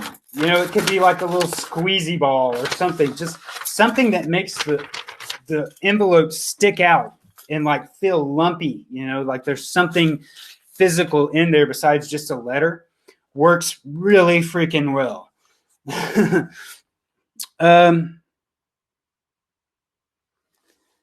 Dennis says, I've seen bonuses for the front end and different bonuses for the upsells. Absolutely. Absolutely. And these bonuses that I'm talking about here, the bonuses that you can buy, I think you might have cut out when I was talking about that.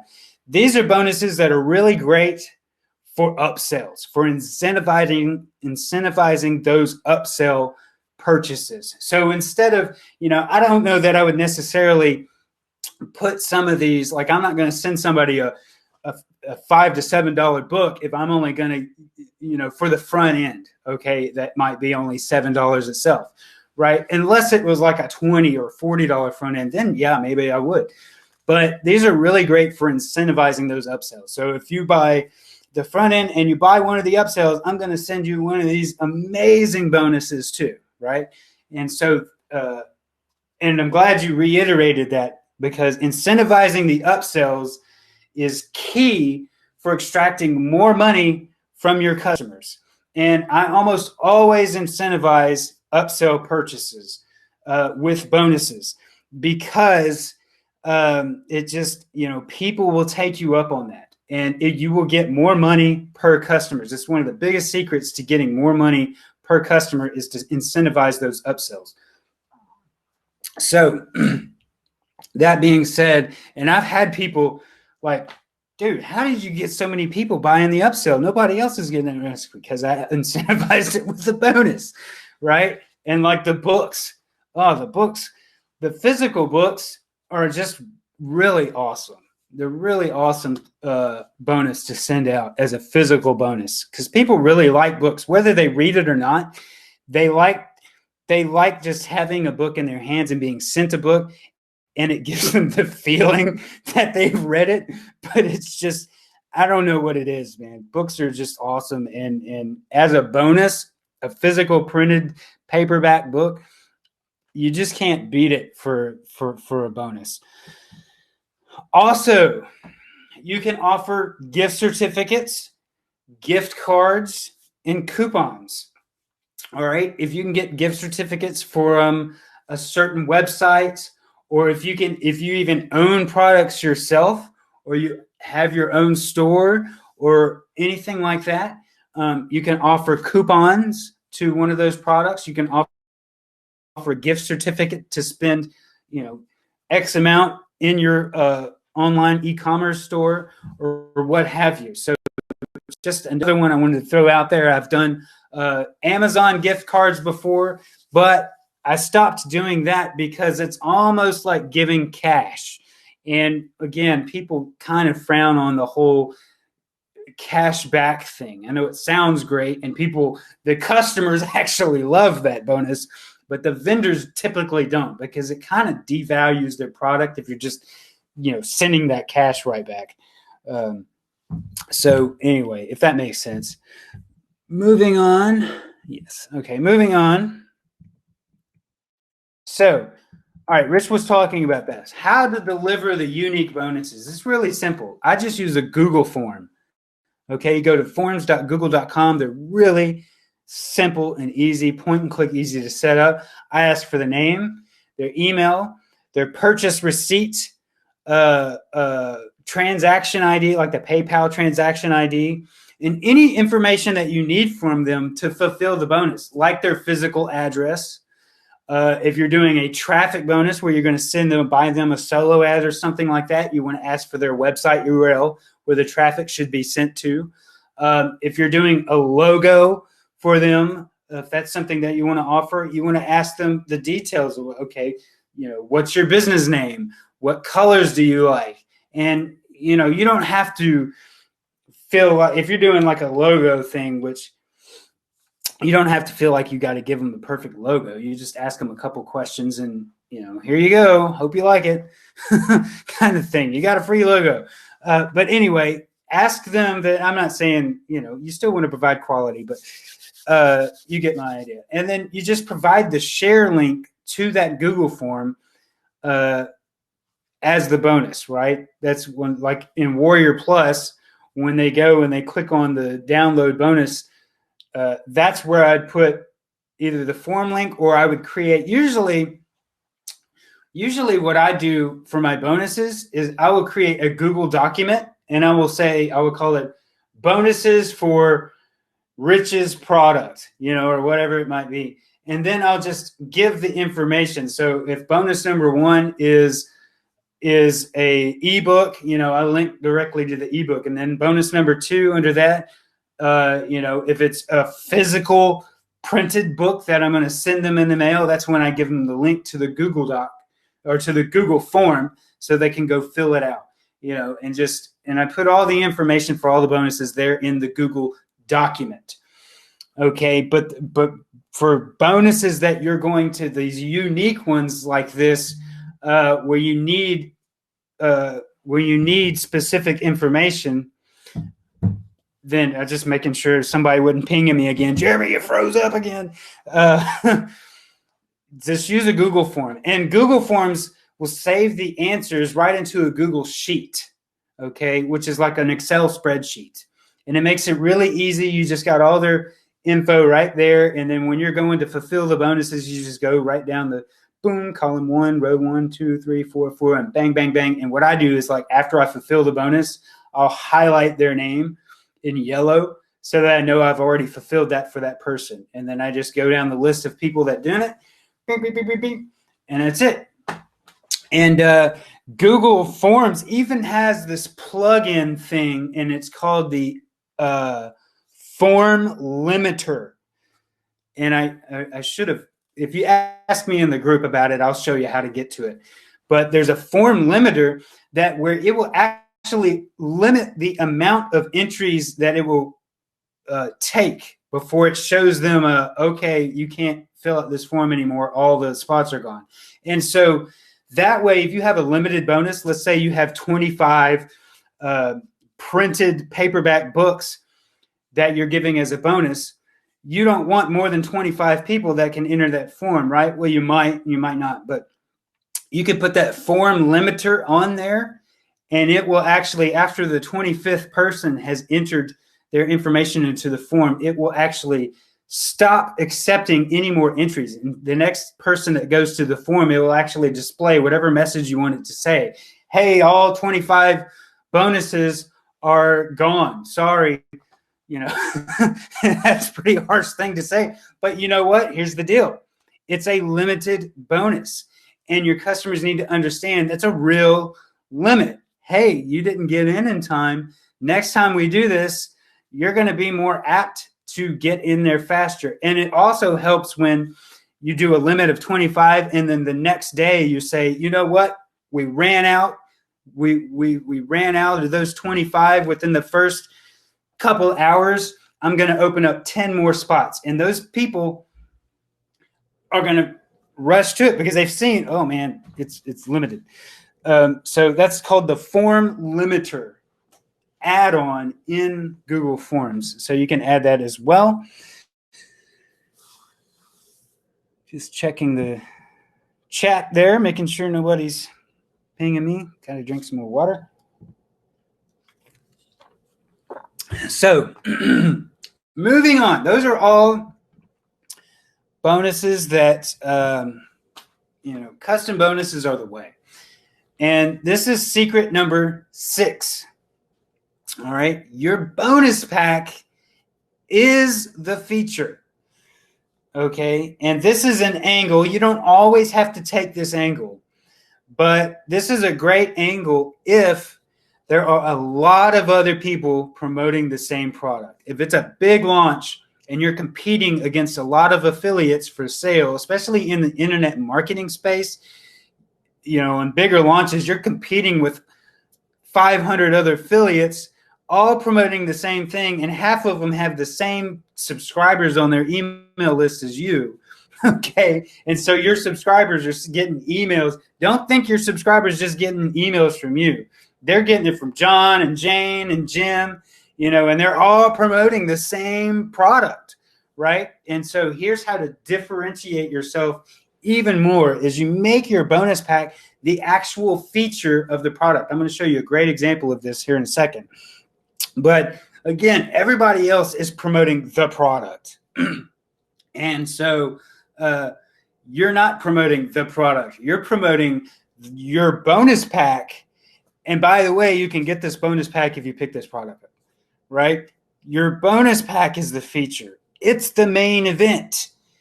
And this is also how to revive a dying product. It really separates yourself from the pack, and you focus your promotion on the bonus pack instead.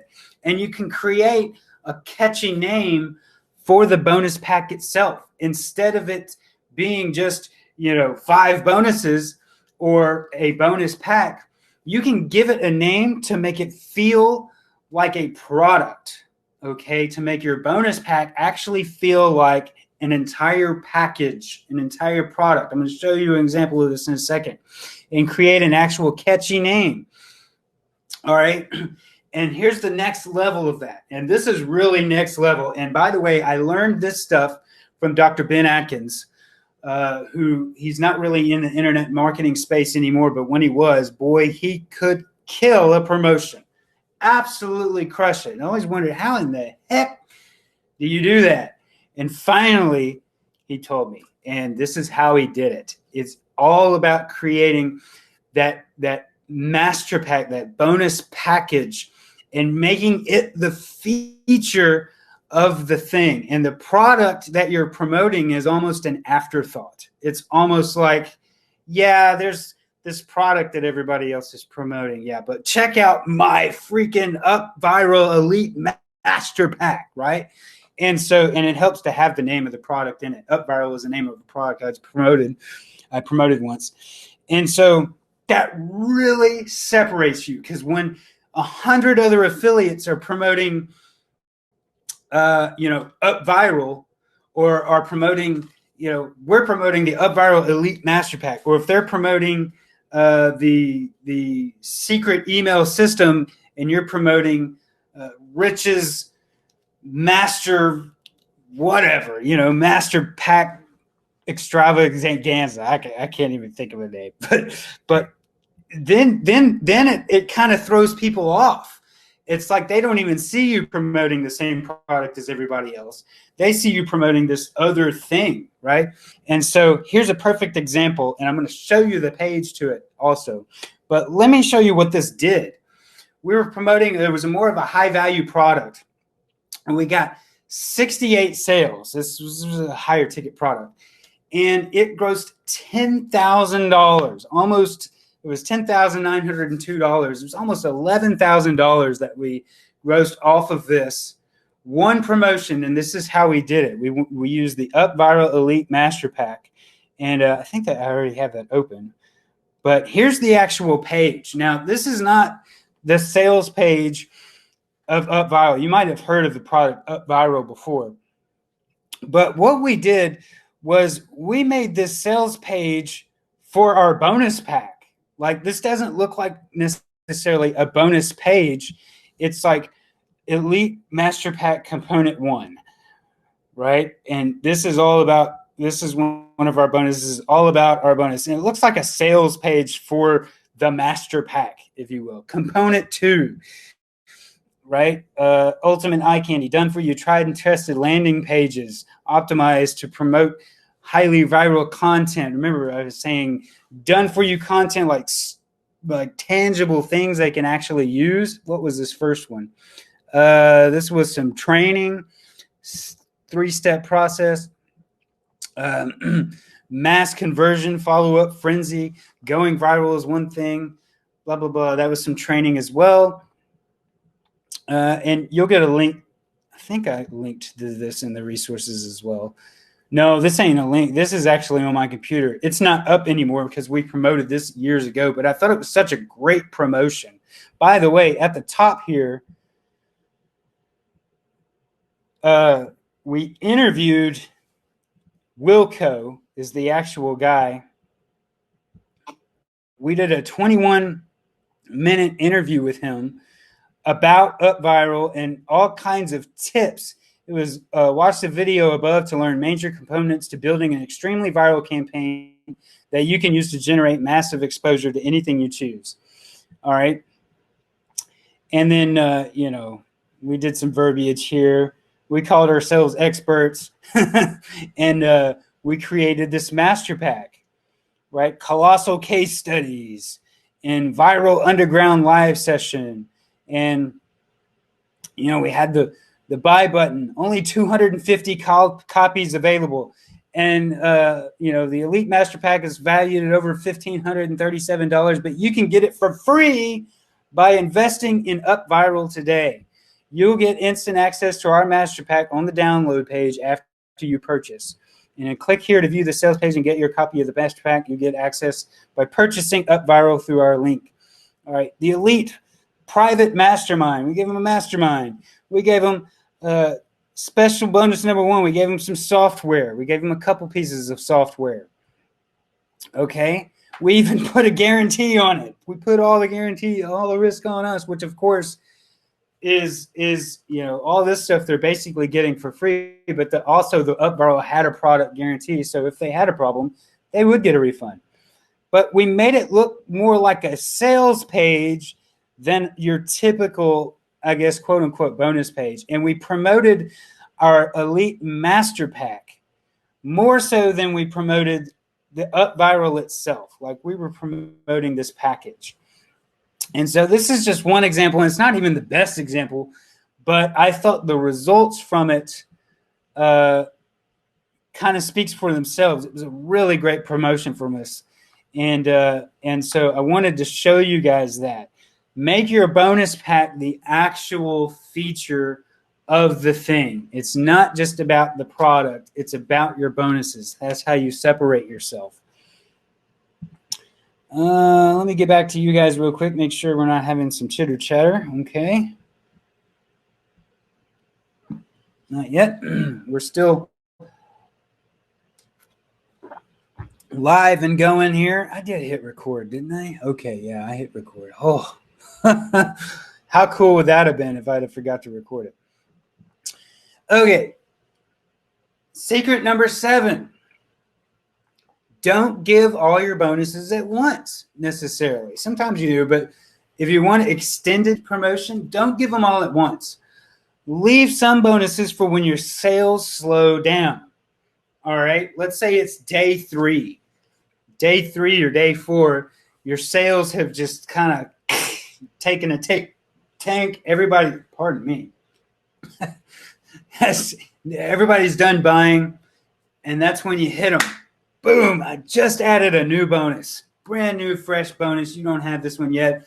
By the way, if you already bought, this bonus will be waiting for you inside the bonus area. But for those of you who haven't bought, I got a brand new bonus, and you can boom, boom, boom. You can do that 2 or 3 more times if you want to, and continue to add bonuses. And that will just continue your sales. It will keep it going and keep it alive. And this is another way that you can win those contests that last for like 3 to 5 days.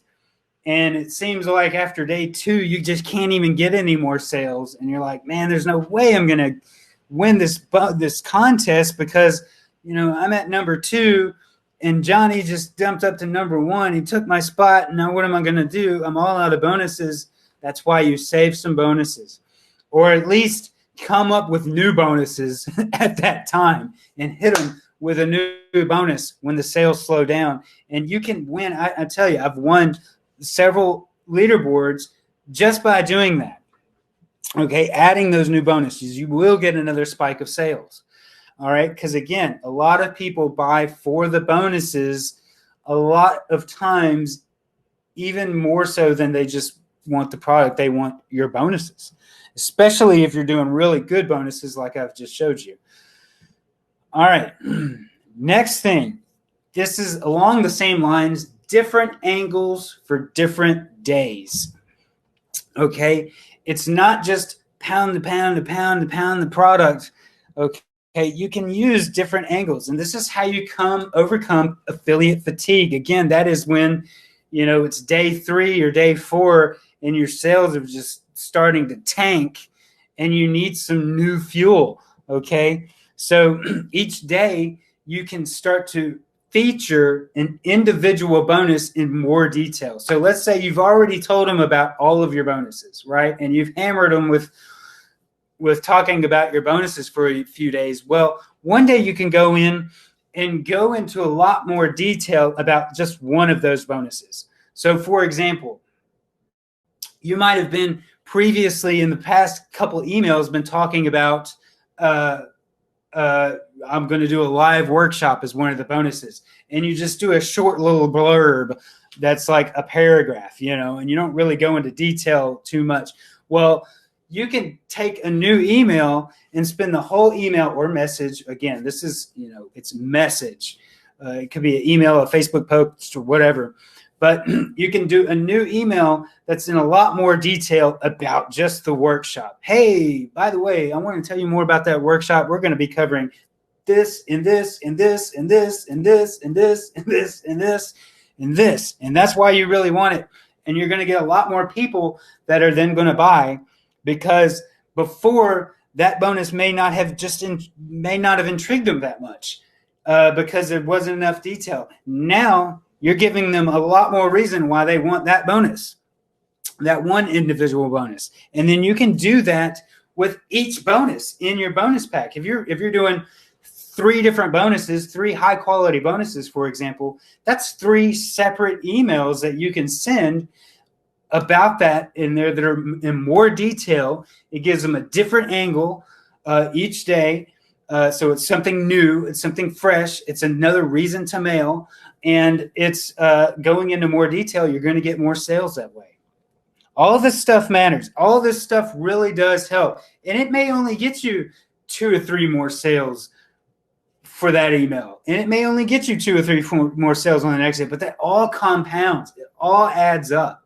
And over the whole course of your campaign, if you do all this stuff I'm telling you, you're going to make a lot more money, because it's going to trickle in more and more and more sales. All right. And this stuff also, it keeps your emails from getting boring. Also, Other days you can focus on individual features, problems, and solutions of the product you're promoting. So some days you might not even talk about your bonuses so much. Again, this is just talking about different angles, different things you can talk about on different days.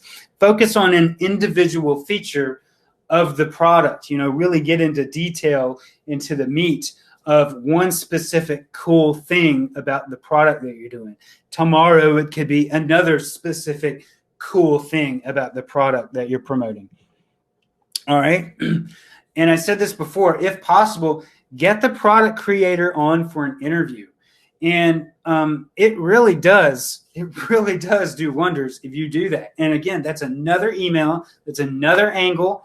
And if your thing is dead in the water, you've pretty much got as many sales as you can get. I tell you what, you send an email out and say, hey, I just scored an interview with the product creator. We're going to go live, but you got to get access to get inside. You got to buy the product and you'll get this bonus. It really does work. I've done it. I did it recently. And so the interviews work really well. It's just another angle. Also, live and closing day webinars. Live calls work like crazy for sales spike. And not many people do this. Anthony McCarthy does this. And what is that guy's name? I just mentioned him a little while ago. Big time, Rich, you know who I'm talking about. Big time solo guy. He does it as well. And they're really good about it. Okay, they pile people onto a webinar and it's all free content. It's usually getting the product creator on for an interview. And they'll either do it on the day that the thing is going live, and then Wayne Crow is the guy's name. And they do it on the last day, on the closing day. They'll have they'll get the product creator on. Matt Basak did this with Wayne Crow. Or Wayne Crow did it for Matt Basak's product and took over my spot in the leaderboard. Like I was at number 2 or 3, and then Wayne Crow just comes out of freaking nowhere and takes it. No, I was at number 1 for the longest time, and he just comes out of nowhere, wham, right to the top. I'm like, what the heck did this guy just do? That's what he did. He did a freaking live webinar, and he did 2 of them. So he like pushed a lot of people down. And it was crazy to see it. In one day, it was just like straight to the top. And there was probably several hundred people promoting. I think even Rich was promoting that. And so it's a killer tactic. It's a killer tactic, especially if you have a larger audience. Smaller audiences, it'll still get them to convert really well. Like that small audience is going to have a really close relationship to you. And those few people that do show up are much more likely that's going to buy. But especially if you have a larger audience, man, those webinars can crush it. I've done them before. I haven't done one really recently on a live or a closing day webinar. I should probably consider it. A Facebook Live works well too. It doesn't have to be a GoToWebinar or a Zoom call. It could just, pardon me, it could just be a Facebook Live as well.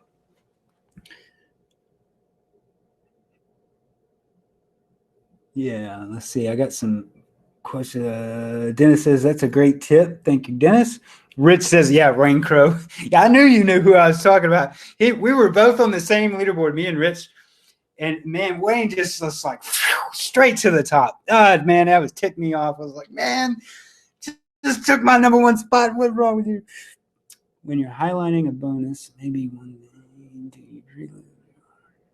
When you're highlighting a bonus, maybe one a day, do you preload your autoresponder or do you wait to see your sales and leaderboard placement? Me personally, I just broadcast day by day. I'd send my email out. Sometimes I'll schedule it the night before. Because I like to kind of fill it out. You can pre-schedule I have done it where I've pre-scheduled the whole promotion. Like I'll go on a vacation. If I go on a vacation or on a trip or something, a vacation. If I go on a trip, I usually call them a trip because it winds up not necessarily always being a vacation. Usually when I go on a trip somewhere, it's for work, but you have fun while you're doing it.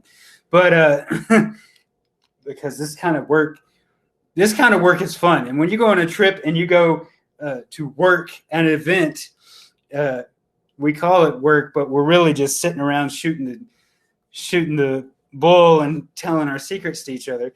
But anyway, sometimes to pay for those trips, usually I'll just promote a product. And when I do those and I know I'm going to be traveling, I'll schedule most of the promotion beforehand. I'll line it all up. But most of the time, 99% of the time, I just, day by day, I send an email. I write and send an email that day. Not to say you can't pre-schedule them. You can. But it does help to kind of judge how many sales are coming in, because sometimes you want to just drop a promotion. Sometimes it's just not going well and it's not selling. People aren't interested. It doesn't matter which bonuses can really revive that. It can really help a dead product that is not converting. Your bonuses is what's going to save it. But sometimes even then, you just can't get any sales. It's just people just don't want it. Okay. And if that's the case, that's okay. Just stop promoting it. Just be like, no more emails about it and move on to the next thing. Right. It does happen. It happened to me recently on somebody's product that I usually blow out of the water. Man, I usually just destroy their leaderboard and their sales. But this past time, man, nobody bought it. Nobody wanted it. And there wasn't anything I could do about it. So, I just stopped promoting it. It just happens. But hopefully that answers your question. Okay, moving on. Okay, another angle is feature testimonials or student case studies. So if there's a particular student case study in that product, like they're touting such and such got X amount of results with my product, okay, you can actually feature that case study and you can reach out to that student and say, hey, can I interview you, right? And I have done this before. That's why I'm putting it in. I've done this before, and it works, right? People like to hear case studies and testimonials of people that have actually used a thing and got results with it. And so that's another angle for another day. You're doing all these different, every day is a different angle. And you can just kind of pick and choose. And I'll have a power sequence for you here in a minute that kind of help you line them up. But for the most part, every day it's a different angle, right? And I'm just kind of giving you a few different angles that you can work off of. The features, the testimonials, and the case study angles are great. Okay. Also, and this works if you really want to kill it, do your own case study and report the results. I did that fairly recently, and I've done that several times in the past. And especially when it's one that you can get results with that will work fairly quickly. Doing your own case, I'm about to fall over back here. Doing your own case study and then record the case study and give that case study as a bonus too. Now you can give the case study, you can do 2 videos, all right? And one video is just saying, hey, I tried this out. I did it. I got results and it's awesome. You need to buy this thing, right? And then the second video is the bonus that you don't give them unless they buy it. And that bonus is, hey, by the way, I recorded everything I did in the case study to get those results, and I'm going to give you that as a bonus as well. Okay, that works like really well, really well. People love that because now you're actually proving the dang thing works. And if they get access, you're going to prove it even more by showing them exactly what you did. And man, if you could do that for every one of them, that would be killer. But at least buy it and go through it, like we mentioned this morning. So do your own case study. I keep saying this morning, and people that watch the recording of this, they're going to be like, what's he talking about this morning? Because it's just going to be one long video. They'll be like, what's he talking about this morning? This was like 30 minutes ago. Okay. Another good angle is frequently asked questions answered. Okay. Just legitimately, at even the subject line can be FAQs or frequently asked questions. Is a great subject line. It gets a lot of opens. Okay. And then literally just pound out 5 questions that, and it might not be questions that people have been asking, just questions that people must be wondering. Or if you're getting emails like we talked before, if you're getting emails from people asking questions, put those questions in an email and answer them. All right. Because if one person has a question, there's no telling how many other people have that same question, and it could be stopping them from buying the product. That's why people don't buy stuff usually, is because they have this question that's not being answered, right? And so frequently asked questions, usually you can get a nice little spike there because you're just comforting them more, you're giving them those answers. And so that's just yet another angle that you can do. Moving on. The power sequence. Now, this is, in general, a sequence that you can run that will help you with your promotions. It just kind of helps you line stuff into your head. So, day 1, this is kind of how I usually. So, and you can modify this sequence any way you want. Day 1 is the pre-launch. You announce the product is coming, and you talk about the problem and you talk about the solution. And in this one, you might not even talk about your bonuses yet. Okay, but you might say, and you don't even include a link. You just say, hey, this thing is coming, and it's about this and this. And then you say, by the way, I'm also going to have bonuses for you. You'll see them tomorrow. And you just basically leave them on a cliffhanger. You leave them on a cliffhanger so they will open tomorrow's email. Like, it was like, okay, I'm going to have some really awesome bonuses for you and some more information. Don't miss tomorrow's email. Okay, and they're gonna be looking for tomorrow's email. And day 2, in tomorrow's email, that's when you announce the bonuses. Right?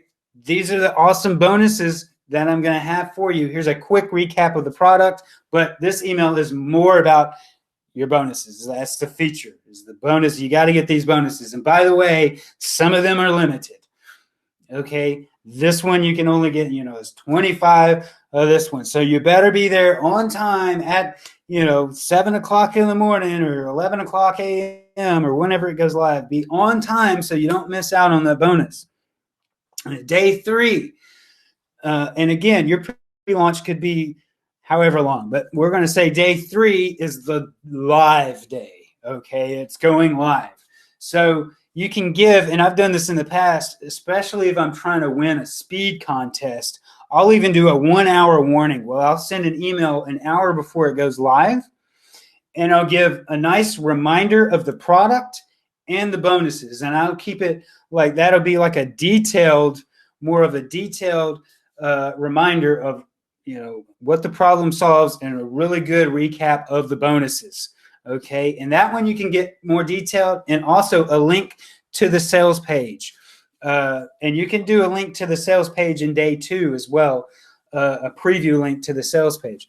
And so in this 1-hour warning email, a link to the sales page. And that way they can get all the information they need before they can even buy it. All right. And that's the important part. You're giving them this information before they can click the buy button and actually purchase it, so that when the buy button is live, you're going to get a rush of sales. And that's what we're talking about, a rush of sales. And the biggest rush of sales I've had was a couple years ago. And I was sitting at I was sitting down eating lunch with my ex-wife. And it was like, I think my pre-launch, my live email is about to go out right now. Let me just check the stats. And I opened up my phone, and I got like over 100 sales within like minutes. Like within the first 30 minutes, I had over 100 sales. I could not believe it. I was like blown away. And that was the day when I learned that pre-launch really kicked butt. Also, okay, same day, the next email is the live email, right? Send the now live email. And that email, I like to keep it short and sweet because I've already given them, I've spent 2 days telling them about the product, and they just went for, an hour ago and got a real detailed analysis. I want to keep it short and sweet. So they just pound that link and go to the sales page and buy, right? I don't want them sitting there reading a long thing when it goes live. I want as many people to go to that sales page right now on the dot when it goes live and buy. So keep that live email short and sweet. Again, that's why we have the pre-launch sequence, to inform them and get them ready and get them hyped up. They're ready to go. Come on, man. When's it going live? When's it going live? I'm ready. And man, I'm telling you, this will make a profound difference in your promotions. It will create a rush of sales, especially when you limit those bonuses good. Also, possibly one more email in the evening. Now, I know 3 emails in one day kind of sounds maybe like overkill, but I've done it many times, and you get a bunch of sales. And the evening email is more for like the evening people and people on the other side of the planet, but it also gives you a nice opportunity to say, hey, look, those 25 bonuses for the first bonus, they're almost gone. We've been flying through sales all day. The unlimited bonuses almost gone. You better go in there now and get it. Okay, and you'll get a spike of sales in that evening email. So that's my live day sequence a lot of times. Sometimes I don't do the 1 hour warning anymore, just to not pound them with too many emails, and also because I'll do the pre-launch emails. I'll do like 1 or 2 or more pre-launch emails. And so the 1 hour warning isn't always needed, but it really does help if you're trying to win a speed contest, like a 24-hour speed contest, that kind of thing. Now, day 4, the next day, all right, you're going to pick an angle and have a bonus reminder. And again, you remember the bonuses that we were or the angles that we were just talking about. You pick one of those angles.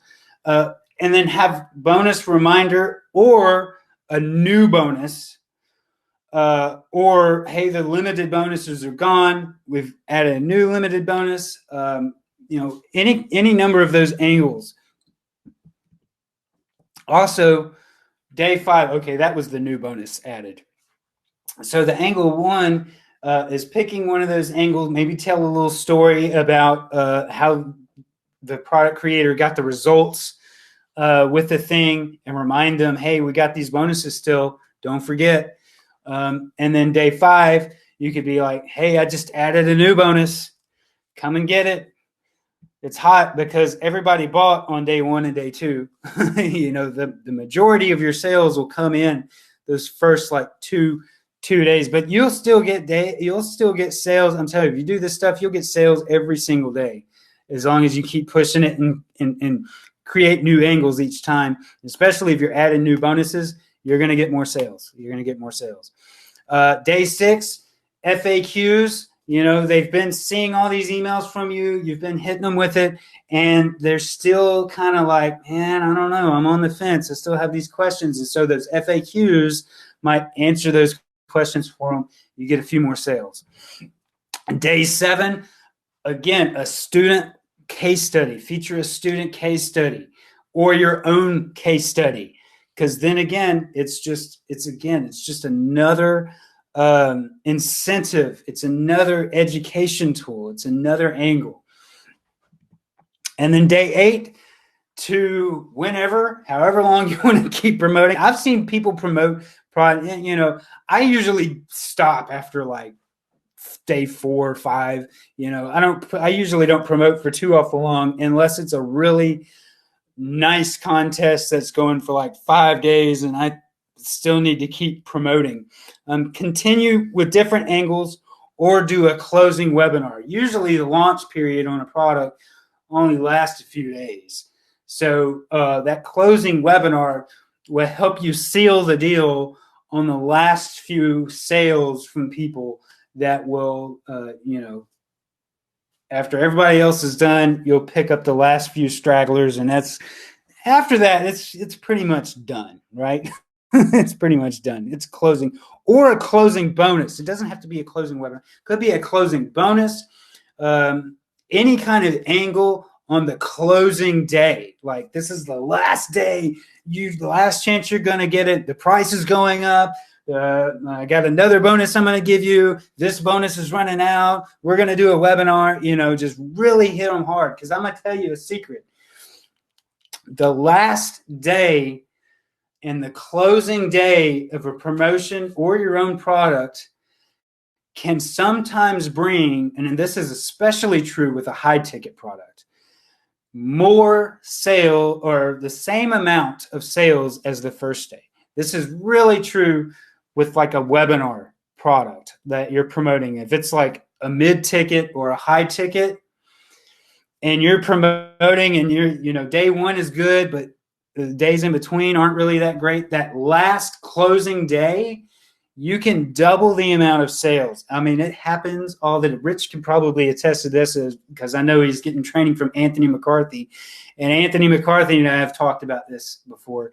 And he's a webinar dude. I mean, like, he just does high ticket and webinars all the time. And that closing day can get just as many sales as the first day, because on those mid to high tickets, people are thinking, they're waiting till the last day because it's more money. And so, they're a little bit more hesitant to spend the money up front. And so just like with this workshop, I got the same amount of sales yesterday as I did the first day that I promoted it. And so it just goes to show that closing down, when they can no longer are going to buy it, or there's a price jump, that's when the people that are on the fence, they're going to make that decision. They're going to, okay, I'm in, and they buy, right? And so that's really, really important on the mid and high ticket.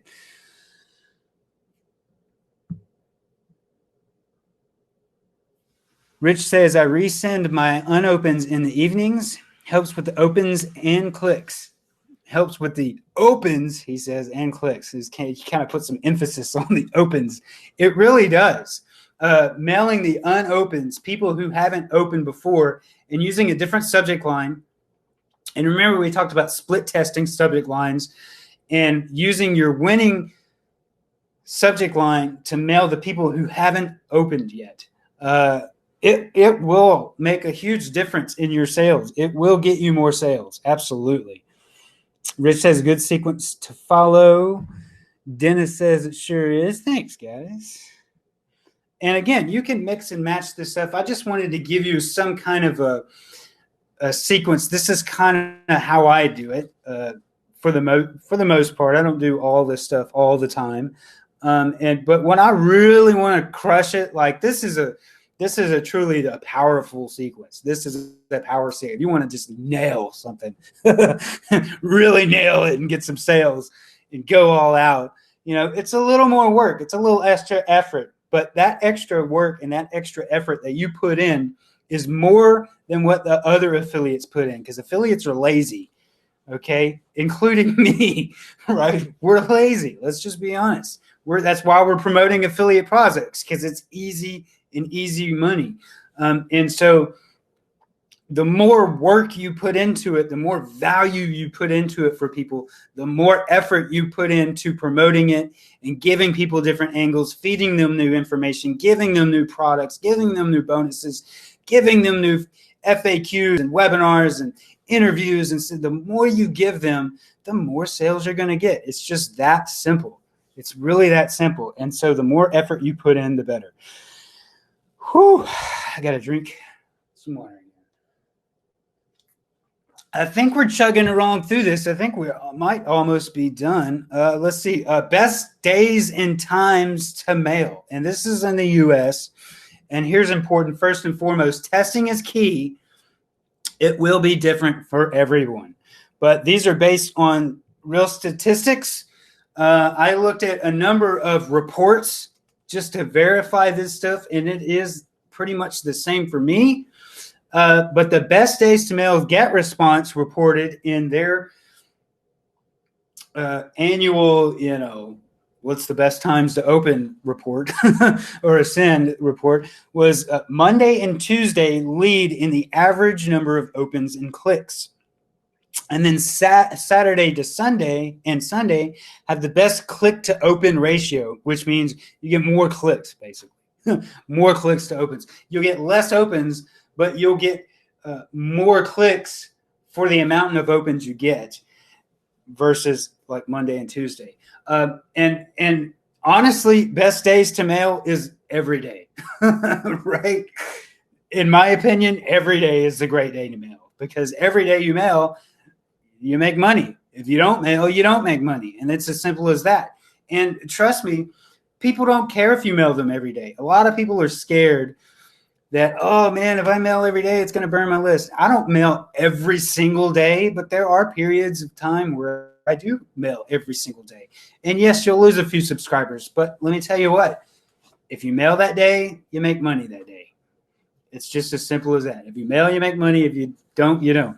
The best times of the day in the US that I found, and I also double checked with GetResponse, but for me personally, 10 a.m., I like to mail at 10 a.m. works, 1 p.m. right after lunch. So 10 a.m. people are getting up, they're checking their email and so forth, or they're already up. 6 a.m. also, by the way, is really, that's like one of my favorite times to mail. I don't know, why didn't I put 6 a.m. in here? Anyway, 6 a.m. Because it'll be in their inbox as soon as they wake up. Most people would go. That's one of the first things they do. They check their Facebook, they check their email, and it's like the first thing they do when they get up. So 6 a.m., that email will already be in their inbox waiting for them, and it'll be right about the time where most people will wake up. And they might wake up an hour or two later, but it's going to be pretty fresh in their inbox at the top, so you'll get a lot more opens there. 10 a.m., a lot of people are starting their day at work or starting their day working. And so they check their email again to kind of get into the work mode. 1 p.m., they're at lunch or they're just finished lunch, and they're checking their email. Again, 6 p.m., they're off work. If they have a day job, they're getting off work. Their day is winding around. They just got back home with the kids from school. And 6 p.m., they're checking their email again. And then 9 p.m., they're winding down for the day. And they're checking they're just scrolling Facebook, checking their email. You get a lot of sales in the evening too, really, after 9. And so those are really good times to mail, really good. And add 6 a.m. I don't know why I didn't have 6 a.m. in there. Matter of fact, well, no, I'll just leave it. I say 6 a.m. is a great time because it's just, they wake up and see that email and spill water all over myself. Where we at here? Sure is. Yes. Okay. All right. So miscellaneous secrets. We're winding down here. This is kind of the last scraggly few secrets that I could think of. Always be talking to one person. So even if you're blasting an email list of 1 million people, which is insane amount of people, like a couple thousand people, right? There's still only one person on the other side of the screen reading that email or watching your video. If you're doing a video, there's just one person on the other side of the screen. So be talking to that one person. Don't be saying, "Hey, y'all, come check this thing out, y'all," that kind of thing. Because then they were like, "Who are you talking about, man? It's just me here. Who's y'all?" And unless you're on, here, we're in a workshop, right? Where there are other people sitting here listening, or that kind of thing. That would be the only exception. But even then, you want to say more like you instead of y'all. And y'all is a very Southern term, so you might not say y'all to begin with, but probably very improper. What do you even say in place of y'all? I don't even know. You all, what is the alternative word to that? Anybody know? Isn't that crazy? It just shows you I'm from Arkansas, so forgive me. Anyway, always be talking to that one person because it's just one person on the other side of the screen reading. Let's see. Also, using emojis in subject lines average 3% higher opens. And that is not just from me in my testing. You guys know I have the little flame, even by my name in the email. That grabs attention in the inbox. And sometimes you have to change that every now and then. But actually using emojis in the email subject line, in the subject, pardon me, in the subject line itself, actually gets higher opens. And I was reading that GetResponse report, and that's what it said: 3% higher opens on average across the board. Email emojis in the subject lines will get higher opens. Don't do it every single time, right? Because people might get annoyed at that. But just occasionally popping in the emojis, it really does actually do stuff. And a lot of people might think, well, that's unprofessional. But it was talking about even big brands do that. And it really makes a difference. It makes it more personal because people use emojis now. They use them a lot when they're texting, they're Facebooking, when they're everythinging. Okay, people use emojis, and it helps to create expression, right? It helps to create expression where text really just doesn't do it. It gives you a visual image of a smiley face. It just it by a fraction just almost makes you smile. It's a little cute little smiley face, right? And so or an angry face can literally have an emotional effect on you. It really can. And so it's crazy how, as they say, a picture is worth 1,000 words. Those little visual cues really do inflict a point of emotion and help to get your message across, what you're trying to express. Okay? Images in emails, average stats show higher click-through rates. So images in emails. You notice in my emails, I have a picture of my face in there. I also have a picture of my logo. Now, images just to have images in the email, no, that's not what we're talking about. Images that actually help. And I'll give you a couple examples. If you have a review video, for example, let's say you recorded a review and put it on YouTube, take a little screenshot of the YouTube video with the play button on it, put that in your email, and make it a clickable link. Make that image a clickable link. People will click on it, all right, to watch the video. They'll click on it, and it opens it to your bonus page or whatever. So images like that. Also images of, you'll see a lot of guys that will put an image of their face because, again, that creates that relationship, that bond with people. It lets them know who's talking to them. They can see your face. And if they've heard you on video before, they can hear your voice when you're when they're reading your text. It's a weird thing, right?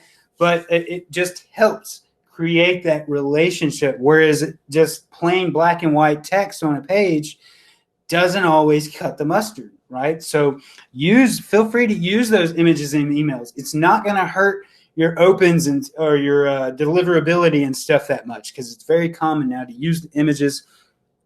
Just consider it. Okay. This is such an important tip. Proofread.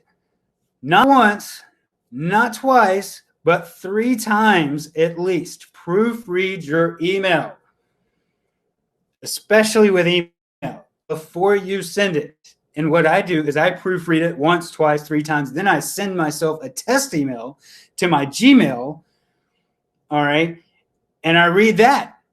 And I tell you what, I can't tell you, probably every single time, I'll read it in Gmail and I will see something that I need to change. And I have to go back. Even after reading, I swear to you, this is like every time. I will read it twice in my GetResponse as I'm writing the email, and I'll read it and I'll read it. And I'll send my test email and I'll go to Gmail and like Dang, how did I miss that? Almost every time. Okay. So proofread, not once, not twice, but 3 times. And I should have added here, send yourself a test email first every single time. Every single time before you blast out a broadcast. There's a little test. Most autoresponders have it. Have a little send test email button to your own person. It just sends to your inbox. Do that every time. It will save you. It'll save you a headache from clicking that send button and then saying, "Oh no, what did I do? How do I stop it? No, it's gone." Yeah, you don't want that. So definitely proofread. Oh, for the love of everything, please proofread. Okay, moving on. All right. And I talked about this earlier a little bit. If a campaign is dying, even after you dumping your full bag, like I was talking about earlier, I had one that just wasn't, I was throwing bonuses, I was doing everything, and it just wasn't getting sales. Just cut your losses and move on. Just you know what? I'm not going to mail about this anymore. If the guy that you're promoting for, hey man, I didn't see you send an email today. Well, first of all, you shouldn't expect it. Second of all, you're not getting any conversions. So hit me up on your next one, right? And I've told lots of people that. Like, look, I can't get it to convert to my list, man. Just keep me in the loop on your next one. I'll be happy to, try that one. But yeah, if it's dying, don't just keep pounding your list and pounding your list. If nobody's buying, nobody's going to buy it. It's just, that's the way it is sometimes. And most of the time, there's a good reason for that. Sometimes you don't know what that reason is, but they do. All right. And sometimes it's just a mismatched audience. Also, this works really well. This really helps. Send out a quarterly survey and just literally ask them what they want and then send them more of that, right? Send out a survey, ask them things like, what niches are you interested in? Sometimes I use the term niches interchangeably with niches. I don't really know actually which way it is, but I hear more people say it as niches. So I'll just say niche. Okay, send out a quarterly survey and ask them, what niches are you interested in? What topics are you interested in that niche? What specific things do you need help with? And it helps to use sometimes like a not a multiple choice, but a check boxes like if you're in the internet marketing, are you interested in, check all the things you're interested in: affiliate marketing, email marketing, e-commerce, SEO, and let them, check. And you can use something like SurveyMonkey, I think is free. Google Forms, you can do surveys in that way as well. And just ask them what they want. And this is going to give you really good feedback from your list. And I try to do this at least, I should do it every quarter, but I try to do it at least once a year or so. I know my list pretty well. Over the years, I've really come to learn my list, but what they like. But it can change over time. And it can be really surprising. Like I've noticed where product creation used to be a big thing, and CPA used to be a big thing. Now people are really getting into affiliate marketing. Like this is the big buzz. Everybody wants to be an affiliate, hence the reason for this workshop, right? Everybody wants to be an affiliate. Even though I would love to just sell them stuff about product creation and say, look, man, you really need to be creating your own products, selling those and focused on that, because you'll make a boat ton more money, and then you can promote affiliate products to those customers, and you'll make a boat ton more money as an affiliate versus just trying to build a list and then send out promos through like solo ads or something like that. It's just when you have your own product and you're promoting to your customers, your conversion rates and your uptake on sales is going to be way higher. You get a lot more sales because when people buy your product, it's a relationship thing, and they looked up to you kind of thing. They look up to your advice, or they they appreciate your advice. Not that they look up to you, but they, they give more value to your recommendations and opinions. They value them more. Anyway, but you can send out a survey. I kind of went off the tangent there.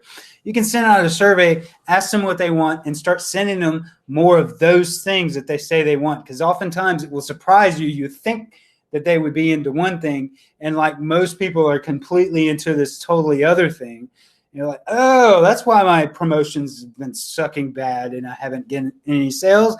I need to send them more stuff on affiliate marketing.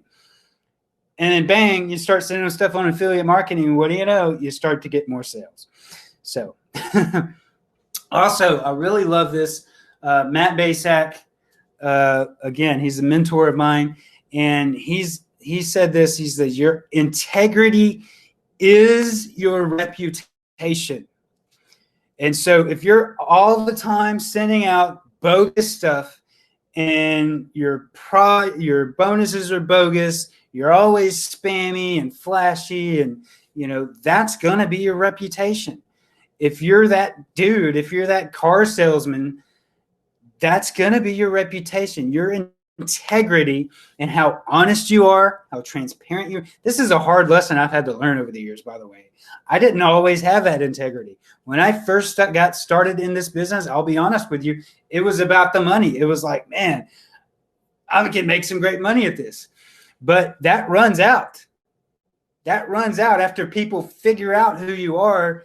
That's what that means. The integrity, they figure out you ain't got any integrity. Guess what? They're moving on. So you really have to, and I try so hard now to have integrity in the stuff that I do, because that becomes your reputation. And customers will stay with you for years and years and buy for years and spend thousands of dollars with you over the course of years if you have that integrity, and they can feel that. And people are very intuitive about that kind of thing. They can tell if you're just a cheapy old car salesman that all you care about is money. People can tell if that's the only thing you care about. And if you care about them and you care about your integrity and looking and being transparent, transparency is a big thing. That's the biggest way to show your integrity in the online space, is through transparency. So I wanted to end that missed secrets on that note, because I think that's probably the most important bullet point out of this whole thing, right? Is your integrity is your reputation. Okay, so now I'm going to open it up to Q&A. I want to open it up to you guys to see what questions you have, and I will try to answer them to the best of my ability. And so what do we got here? Rich says, when reading your email, check for those weird images and send what? $. Okay. Like little symbols and stuff like that? Oh, basically you're saying, I got you. You're saying to make sure that those things aren't in your email when you test. Okay. Holly says she's got to run. Great content. Can't wait to watch the full video. Awesome. And it looks like it's just you and me again, Rich. I think Dennis, he's been having internet trouble, though. He's been in and out and in and out and in and out. So anyway, we got Q&A. If you have any questions, let me know. If not, just say no.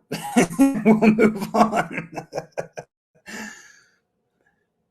I'll give you a few seconds here to great information. Okay. All right. Well, thanks for attending. Thanks for attending. If you have any more questions, you can email me at jeremykennedyhelp@gmail.com. And I've got some slides and resources for you. I'm going to cover those. I'm going to open this up and show them to you real quick. And also, as an extra thanks, I wasn't going to do this earlier. I added this after the whole mishap with the call this morning ending. And I said I wanted to do something special to you guys. And the best thing I think I could possibly do is get on the phone with you if you want to. And so if you would like to book a call with me, I promise I'm not going to pitch you anything or try to get you to buy anything. This is just as a thank you for all the trouble that I dealt with earlier this morning when my internet cut out and we had to come back to the stinking thing later tonight. And again, people watching the recording of this video are probably like, what are you talking about? But anyway, they'll get the extra bonus too. So if you want to book a call with me and just talk on the phone, talk about your situation, you need help with something, happy to do that. There's Dennis again. I tell you, he keeps coming in and out. Dennis, I was just saying, I've got some resources here for you. Extra thanks. If you want to book a call with me, that's https://calendly.com/Jeremy Kennedy/book. And again, I'm not going to ask you to buy anything or anything like that, just as a thank you for being understanding for this whole mishap this morning. Also, download the slides and resources. Let me just open that up real quick so you can see. I have these resources. You can download the slides to this whole presentation right here. And some recommended further resources. This is a really good one. 80 best subject lines, email subject lines with formulas and examples. And this is a great resource for coming up with fresh subject lines that get open. Okay, and they got some really cool formulas. Definitely recommend looking at that and bookmarking it, because you can come back to it again and again and again every time you write a subject line. And also, again, remember to put your subject lines, your good subject lines that get high opens, in a notepad file and save them for later. But this is a great resource for helping you come up with new subject lines. Also, one of my favorite tools, period, is a thesaurus. And a thesaurus basically just helps you to find words that are mean the same thing as another word. Like, we hear the word free all the time, but you can go to Power Thesaurus. Let's just go there now, and I'll show you. It's a really simple tool. Let's just see other ways you could say the word free. All right. Well, this isn't exactly what I was release, liberate, open. That's not the exempt. Freely. This is the wrong. This is the wrong kind of free. Let's think of another word. Awesome. Okay. Awesome. Amazing, impressive, excellent, wonderful, great, breathtaking, magnificent, marvelous. All these other different ways you could say the same word is basically what I'm getting at here. And I could use a thesaurus for trying to get that out. But see, you can also, synonyms, antonyms, definitions, examples. This is such a powerful tool, and it is so, so helpful when you're writing stuff. And when you're coming across those common words that you say all the time or that other people say all the time, and you're like tired of hearing that word, go to the thesaurus, type it in, and find another word that's less used. And it's not gonna make you necessarily, it'll make you sound smarter, but that's not the goal. It actually makes your information and people reading, it makes it kind of pop. And it really kind of grabs their attention because it's a different word. It's almost like an excited, there's a different word, and it really just kind of adds some character to your writing. I love the thesaurus. Also, this is a paid resource, but I had to include in here Matt Basak's secret email system. If you don't have this, I did promote it a while back. And yeah, that is my affiliate link. We're all affiliates. You don't have to buy it through my link. In fact,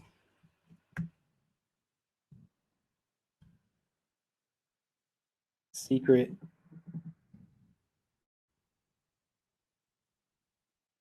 There's the link without my affiliate link. So if you want to buy through my affiliate link, great. We are affiliates. If not, that's great. But this is a really, really, really good product to get. And the whole, I love Matt, and he really is the king of email marketing. He has taught me so much, and you're going to learn his best stuff in this course and in that whole thing. And so if you don't have it, I think most of you guys that are watching now have it. But if you don't, really, really great resource for email marketing. I mean, hands down, one of the best. Also, this is the PLR site I was talking about, Resale Rights Weekly. Now, they have a free membership, which gives you tons of free PLR every single week. All right. And the upgraded, I've been an upgraded. The reason I included it in here is because I've been an upgraded member for like, man, I don't know how many years and years and years and years. And they give you just like, if you upgrade, they give you 10x the amount of PLR just every week. It's like tons of PLR, so much PLR. And remember, when it comes to PLR, we want to choose quality over quantity. There's plenty of crap PLR on this website, but I like to download the resource packs. Again, this is my affiliate link. You could just get the free version if you want, but I'm going to show you. I'm going to log in to my account. You can sign up for free, and the free account is free forever, and you get tons of free PLR every month. Let me just log in. I'm going to show you what the paid members are. This is the PLR vault, and look at all these months for years, all the way back. You got access to all these archives, and every month they upload new. And let's just go to December, last month. I'm going to show you how much PLR, and it's on every topic imaginable, every niche imaginable. Just tons and tons and tons of PLR, all kinds of different products, That's just 1 month, guys, just 1 month. And you can also do their product search for like graphics. Graphics videos, animated graphics fire sale. And they got like, it'll tell you what kind of rights it comes with. Changing Careers graphics packs, Halloween graphics, instant graphics collection. See, those kinds of graphics packs and things like that. They have audio packs.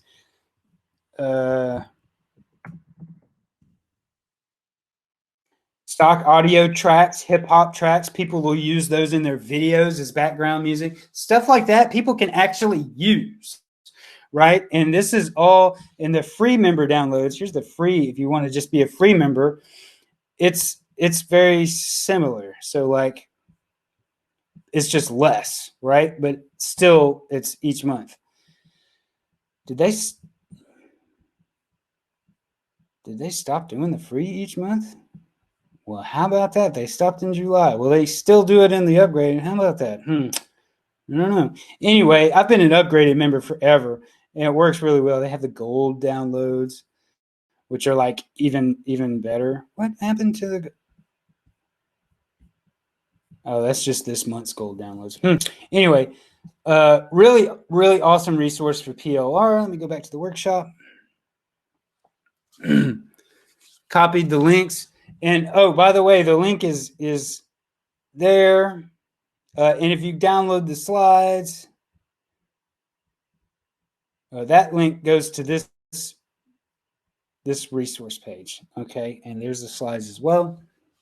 So I just wanted to give you guys some extra stuff that you can look at, and that will help you out. Pardon me. Rich says, subject line I used, great opens, redonkulous. Oh, redonkulous secret, meaning ridiculous. I like that. Awesome, guys. Well, thank you again for attending. I'm assuming you guys don't have any more questions. So that being said, if you have any more questions, you can email me or hit me up in the Facebook group. You all have access to the Facebook group. Be happy to help you out in there.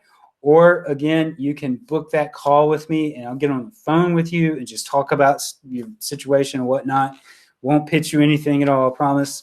And yeah, that's it.